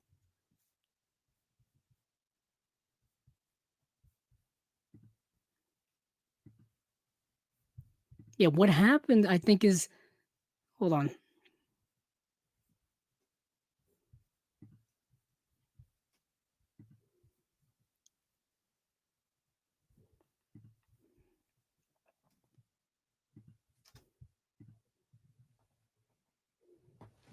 Okay, good. Am I still? Yeah, good. So I think what happened is I have another program, like Logitech program, that's controlling the camera, and for some reason I think that like froze up on me again, or something happened. But either way, we're good to go. Little technical difficulties, of course, it's never easy.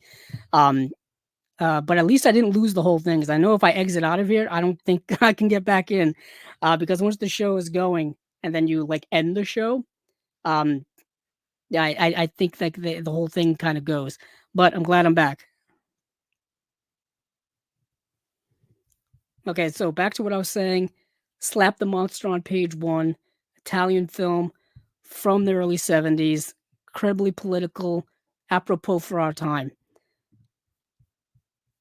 So next we have Japan Organized Crime Boss, which is another kind of Yakuza film.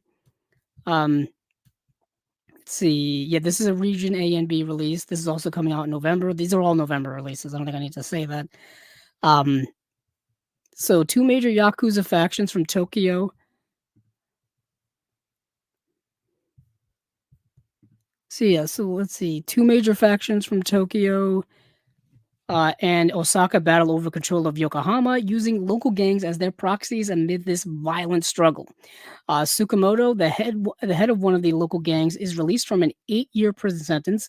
The feud forces him into action, but he learns that those pulling the strings have political connections, and that he is up against overwhelming forces, a predecessor to and blueprint for Fukasaku's sympathy for the underdog, which is another Radiance release. Japan Organized Crime Boss also signals the director's first collaboration with Sugawara, the later battles without honor and humanity, as well with uh, Saburo Wakayama, who was in the Bounty Hunter trilogy, another Radiance release, and gangster turned movie star Noboru Ando, who was in 18 years in prison, another Radiance release. A lot of connections here between the Radiance releases. But this is a film I did not get to watch. It is available to watch on um the Internet Archive. Actually has it with subtitles, surprisingly so. Usually the Internet Archive, when they have international films, don't have subtitles. Uh, they just don't have them. So this was surprising that that is actually on there. I just didn't have time to watch it. Um, but Japanese Yakuza film from the 1970s. Um, yeah, definitely it's something that I'm most definitely interested in. It's got a 4K transfer. It's got an archival interview with Kinji Fukasaku. It's got new interviews. It's got a video essay. Um, it's got a booklet. It's the usual good quality Radiance release that we've all come to know. Um, but yeah, that is Radiance. Radiance's November releases. We've got Panic in Year Zero, The Story of Adele H, and The Monster on Page One, and then Japan Organized Crime Boss. Um, those are the 4 releases from them, limited editions, the usual stuff.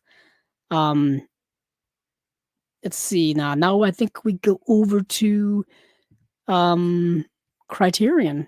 I think we go over to Criterion. Let me see what we're doing for time. Even with that little interval of technical difficulties. We're still making good time here. Well, I say that, and then we get to this monster slate. Then we get to this monster slate. Okay, we're over on the Criterion website. I'm just gonna list these out, and then we're gonna go through them. Bear with me. Bear with me now. Here we go. From November. These are all November releases. Paper Moon, the Peter Bogdanovich film. Sweet Jesus, I've been wanting this for years. I know there's been a Blu-ray release, I think from Eureka, I think from maybe their Masters of Cinema line. But in terms of Region A land, all we've ever had is a DVD.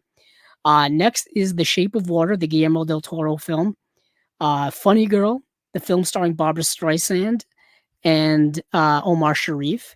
Then we've got CC40, the Criterion Collection 40, their 40 film box set as a tribute to 40 years of the Criterion Collection being around. We'll dive into that. Seven Samurai, here it is, people. Here it is. Seven Samurai, 4K release. I've been wanting this now forever. And it's finally here. It's finally here. This is probably the biggest essential release for the rest of the year for me. Then we've got Scarface, the film by Howard Hawks. And then we've got Godzilla by Ishiro Honda, probably another big time release priority for me. Damn, what a month. Just in time for the holidays. What an unbelievable slate of films we've got here. So Paper Moon, the Peter Bogdanovich film, it's starring Tatum O'Neal as well as Ryan O'Neal. Madeline Kahn is in the film. Yeah, it's got an audio commentary by Peter Bogdanovich, intro by Peter Bogdanovich, new video essay by Bogdanovich biographer Peter Tonguet, 3-part making of documentary about the movie, archival interview with, I think that's a Platt. I think that's, what's her first name? I always forget. Polly Platt? I think it's Polly Platt. Yeah, they're never gonna, that's not gonna help me. I just typed in Platt on IMDb, and of course it's gonna give me Oliver Platt. But I think it's Polly Platt.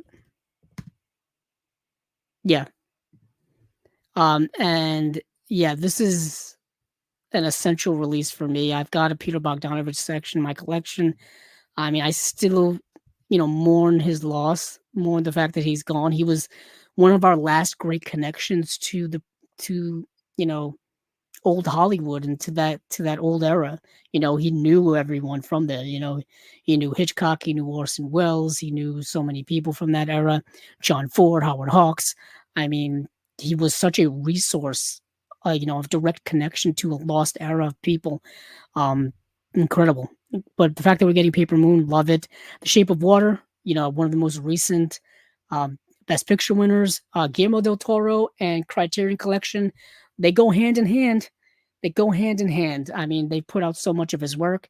They put out Kronos. They put out The Devil's Backbone. They put out Pan's Labyrinth. They put out Pinocchio, his stop motion Pinocchio film, which I've got right here. They put this out. So they go hand in hand. I mean, he has one of the earliest Criterion Closet videos. It's great. I really wish they would do a follow up to that, because it's such a bigger closet now, and there's so much more films and so much more things you could talk about. That would be awesome, but he's a busy guy. He's making his Frankenstein movie in Canada right now, or at least he was making it in Canada because I kept seeing him post online that he was at like Toronto bookstores and stuff in between like making the movie. So I can't wait for that to come out. That'll probably get a Criterion release in the future for all we know. But yeah, The Shape of Water. I like the movie a lot. I love the fact that it's a callback to a lot of classic cinema, specifically um,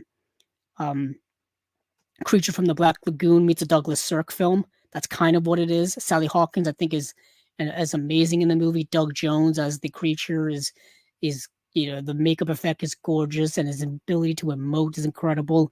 Um, I believe Richard Jenkins is in the film as well. He's great.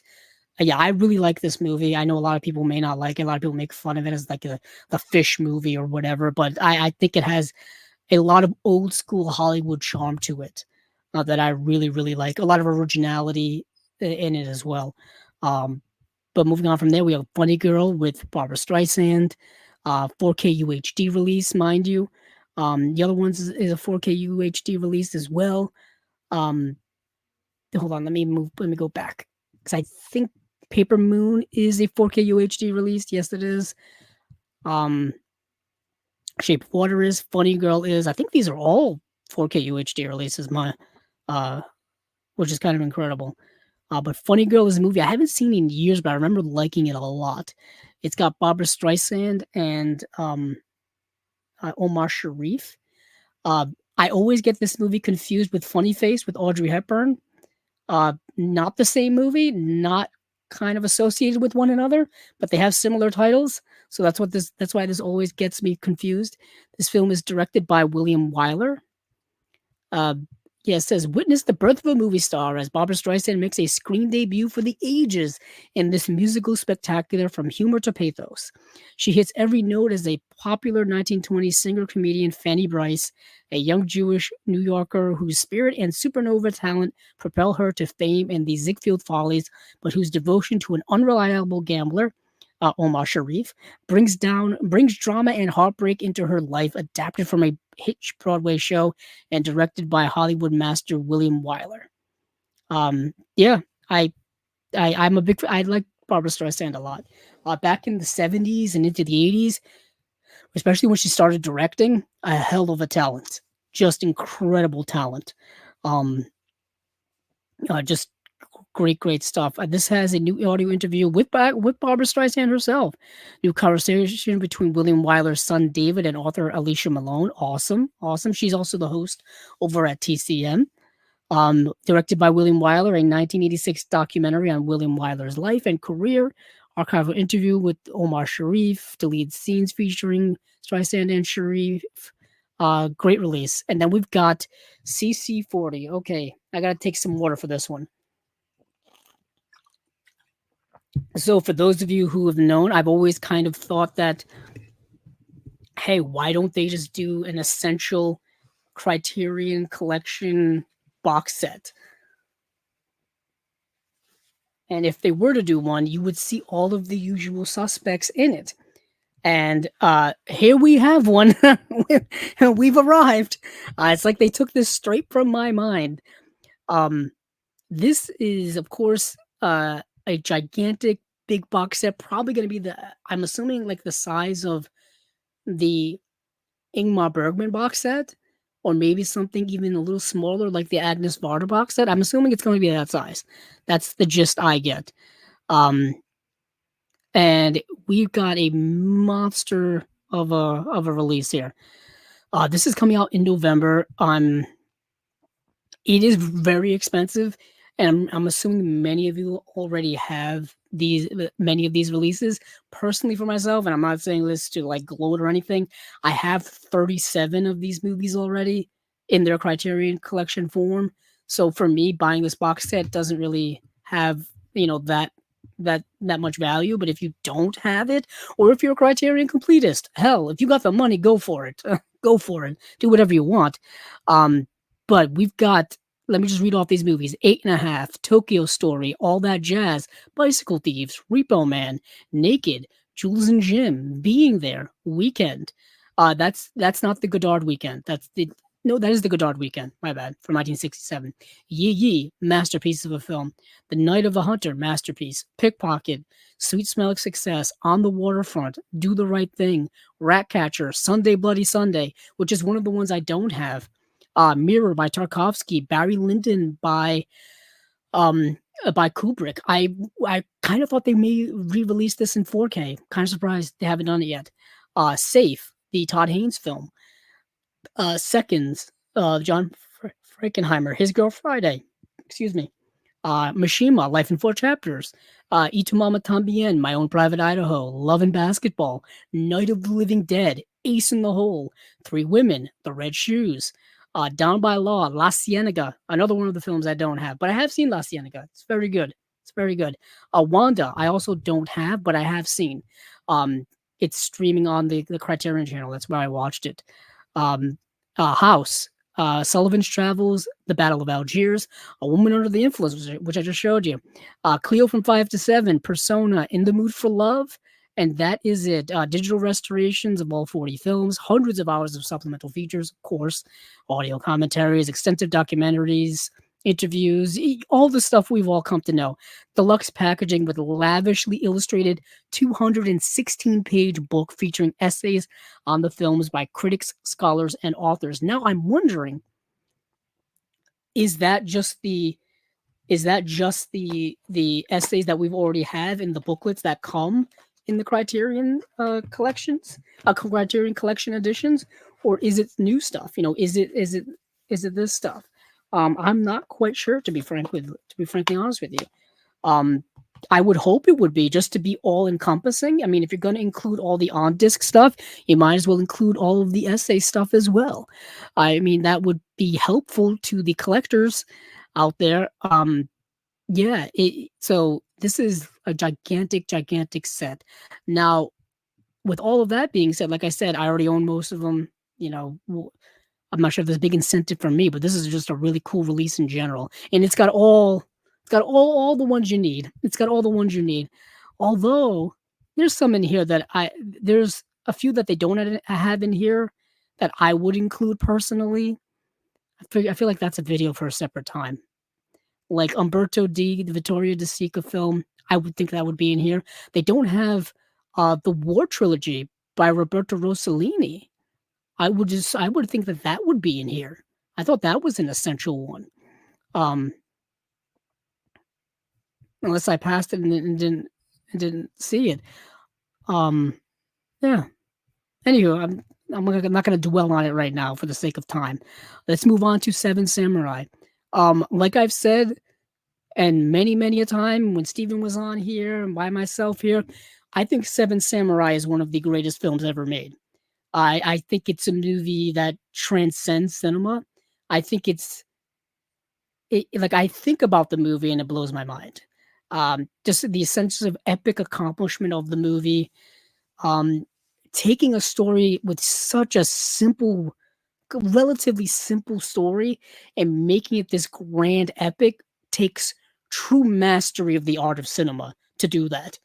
You know what I mean? The simple story basically being that, this village is, under periodic attack from people, and they need to hire people to help them fight back or help protect them. So they get these 7 samurais, these 7 Ronin. And that's the basic premise of that movie. And they take that and make this movie a 207-minute epic. Like, it is incredible. What they do with this movie. I'm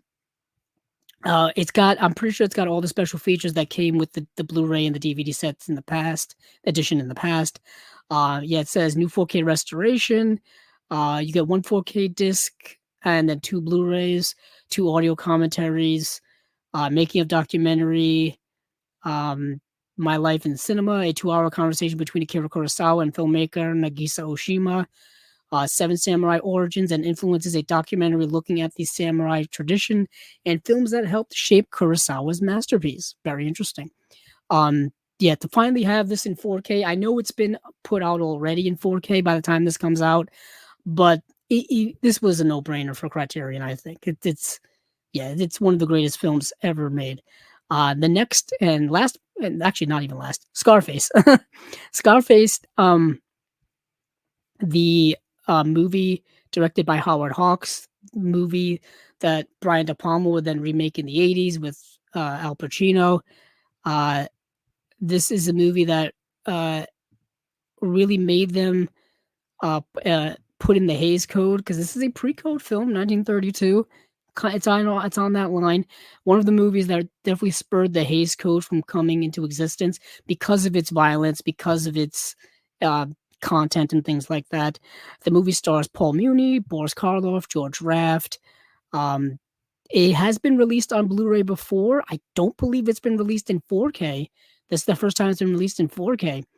And I have it already on Blu-ray from Imprint, and the Imprint release and this release have different special features. The Imprint release has like an audio commentary that this one doesn't have, and has an introduction by TCM's Robert Osborne, I believe. And some other special features that this one doesn't have. But this does have a new conversation between author Megan Abbott and actor Bill Hader, which is very interesting. New interview with film scholar Leah Jacobs on director Howard Hawks' innovative use of sound and editing. So that's really cool. And an alternate ending from the censored version of the film. New 4K restoration. But this is a classic. This is a gangster classic of gangster classics. It really is. The 1930s gangster films are unique in the sense that they were, unique for their times. They were kind of they were a form of both entertainment but also social commentary.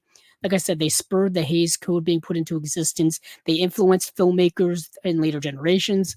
Martin Scorsese being pretty big among them. Uh, that's not a big leap to make that just there, or to make that connection. So yeah, that's Scarface. If you know the story of Scarface, I don't think I need to explain it to you. This is he's like a ruthless gun-toting mobster who rises through the ranks to like take over. And then of course, when you rise through the ranks to the very top, there's always a downfall, and that's kind of what this movie shows as well. Kind of exactly like the 1983 film. Yeah, the Scarface of 1983. I've seen so many people have that poster up in their movie rooms and stuff. But moving on from there, and last but certainly not least, is Godzilla or Gojira. I have. Oh, let me get it. Hold on. I've owned this movie twice on Blu-ray already. Let me get it for everybody at home.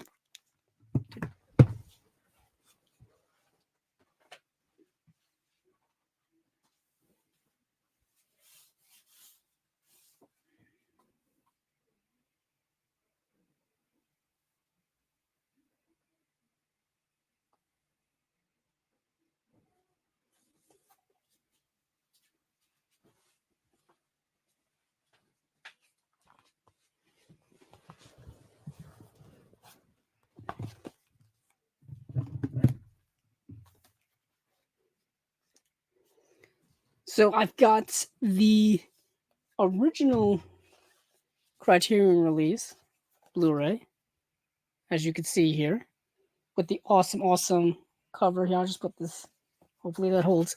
What was really cool about this release is it came out like a pop-up book. For those of you that remember, for those of you that have it, it has like a little pop-up Godzilla here. Looks awesome. Looks awesome. So I'm gonna get that in the frame.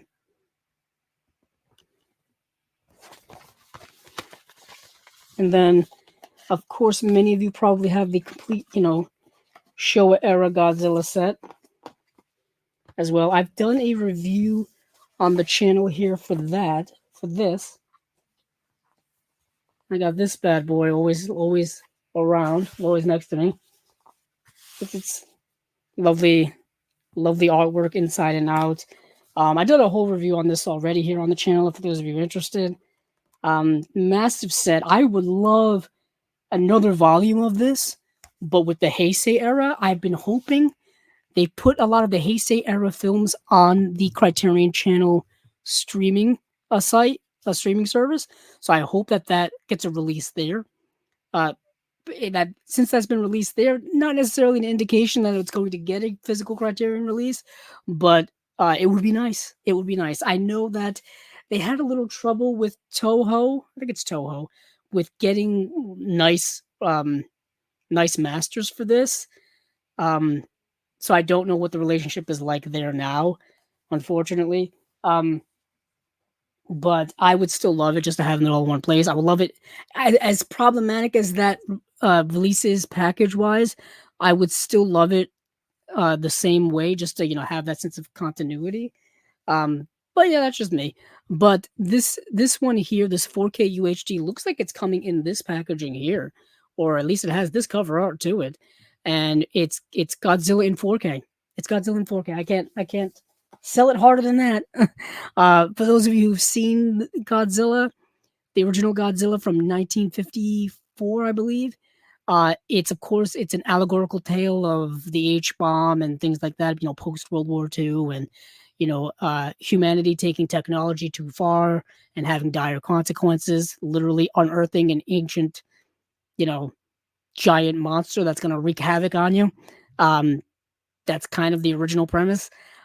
But yeah, it looks like it's coming with all the same special features. This is an older Blu-ray release too. This definitely needed some type of upgrade. It definitely needs some type of upgrade. Oh yeah, Humboldt. So when this one came out, this was Criterion's number 1,000 release. It's probably can't even see here on the side. It's probably, but it's number 1,000. And some people were like upset. They thought it was kind of underwhelming that they were going to release all the Godzilla films. I'm like, no, that's awesome. No, that's awesome. It's bold. Criterion, be bold, be different. You know what I mean? Not are every single one of these films great? Probably not. But damn, if they're not important to film history. I mean, Godzilla is a franchise that still goes to this day. We just had, Godzilla -1 came out last year from Japan. It was incredible. We have the American Godzilla films that are out, which are a ton of fun. They're a ton of fun. I'm kind of an apologist for them. But yeah, as I hold up my head here, it's next to Godzilla. But yeah, like I said before, I have done a deeper dive into this set here. If anybody's interested in checking that out, because it's quite comprehensive, as you can imagine. So that is it, I think, from everyone that I have my notes. I'm losing my voice, as you can tell. So we've got, we went over Radiance, Criterion, Mondo, Macabro, Kino, some individual stuff from a couple of places. So we're good. We're good here. So as for the rest of this month, I have to talk to Steven to see if we're doing an unwatched pile. We'll be back. I'll be back here, of course, to do episode number 147 in 2 weeks' time. I just want to see when that falls on, because let's see, that falls on Monday, August 2nd. The reason why I want to make note of that is because by that point, obviously, the first of the month. No, September 2nd, my bad. September 2nd. The first of the month will be the Vinegar Syndrome and partner label announcements. So I will probably just be going over those briefly because I won't have any real time to watch a lot of those because they'll be dropping probably that Sunday, which is an odd day for those to drop. But just want to give you guys a heads up on that. By that point, we'll probably have Arrow. We'll probably have Eureka. See who else has got some stuff. I know Indicator had perhaps some stuff they're going to announce very, very soon. Severin, of course, is going to have that big announcement this week. So that'll be that. Like I said, unwatched pile, I'll see on that. If that, keep your eyes glued here for the channel because we will probably have that up. If you haven't already, we have a Facebook page called Chasing Labels. Hold on, let me see what it's actually called. Chasing Labels, a film collector's podcast. If you want to join that over there, we'll of course be announcing anything over there, and it's just a place to kind of discuss all these things and whatnot. Yeah, and of course you can listen to this podcast anywhere. Anywhere podcast can be found: Apple Podcast, Google, Spotify, those usual places. You can rewatch the live stream here, go back and watch any of the old videos I've done. All that kind of stuff will be here as well. Thank you for all the support. Thank you for watching. Thank you for listening. Whatever you can do to support the channel and support Chasing Labels, it's all welcomed here. So, hey, keep on watching those movies because I know I will.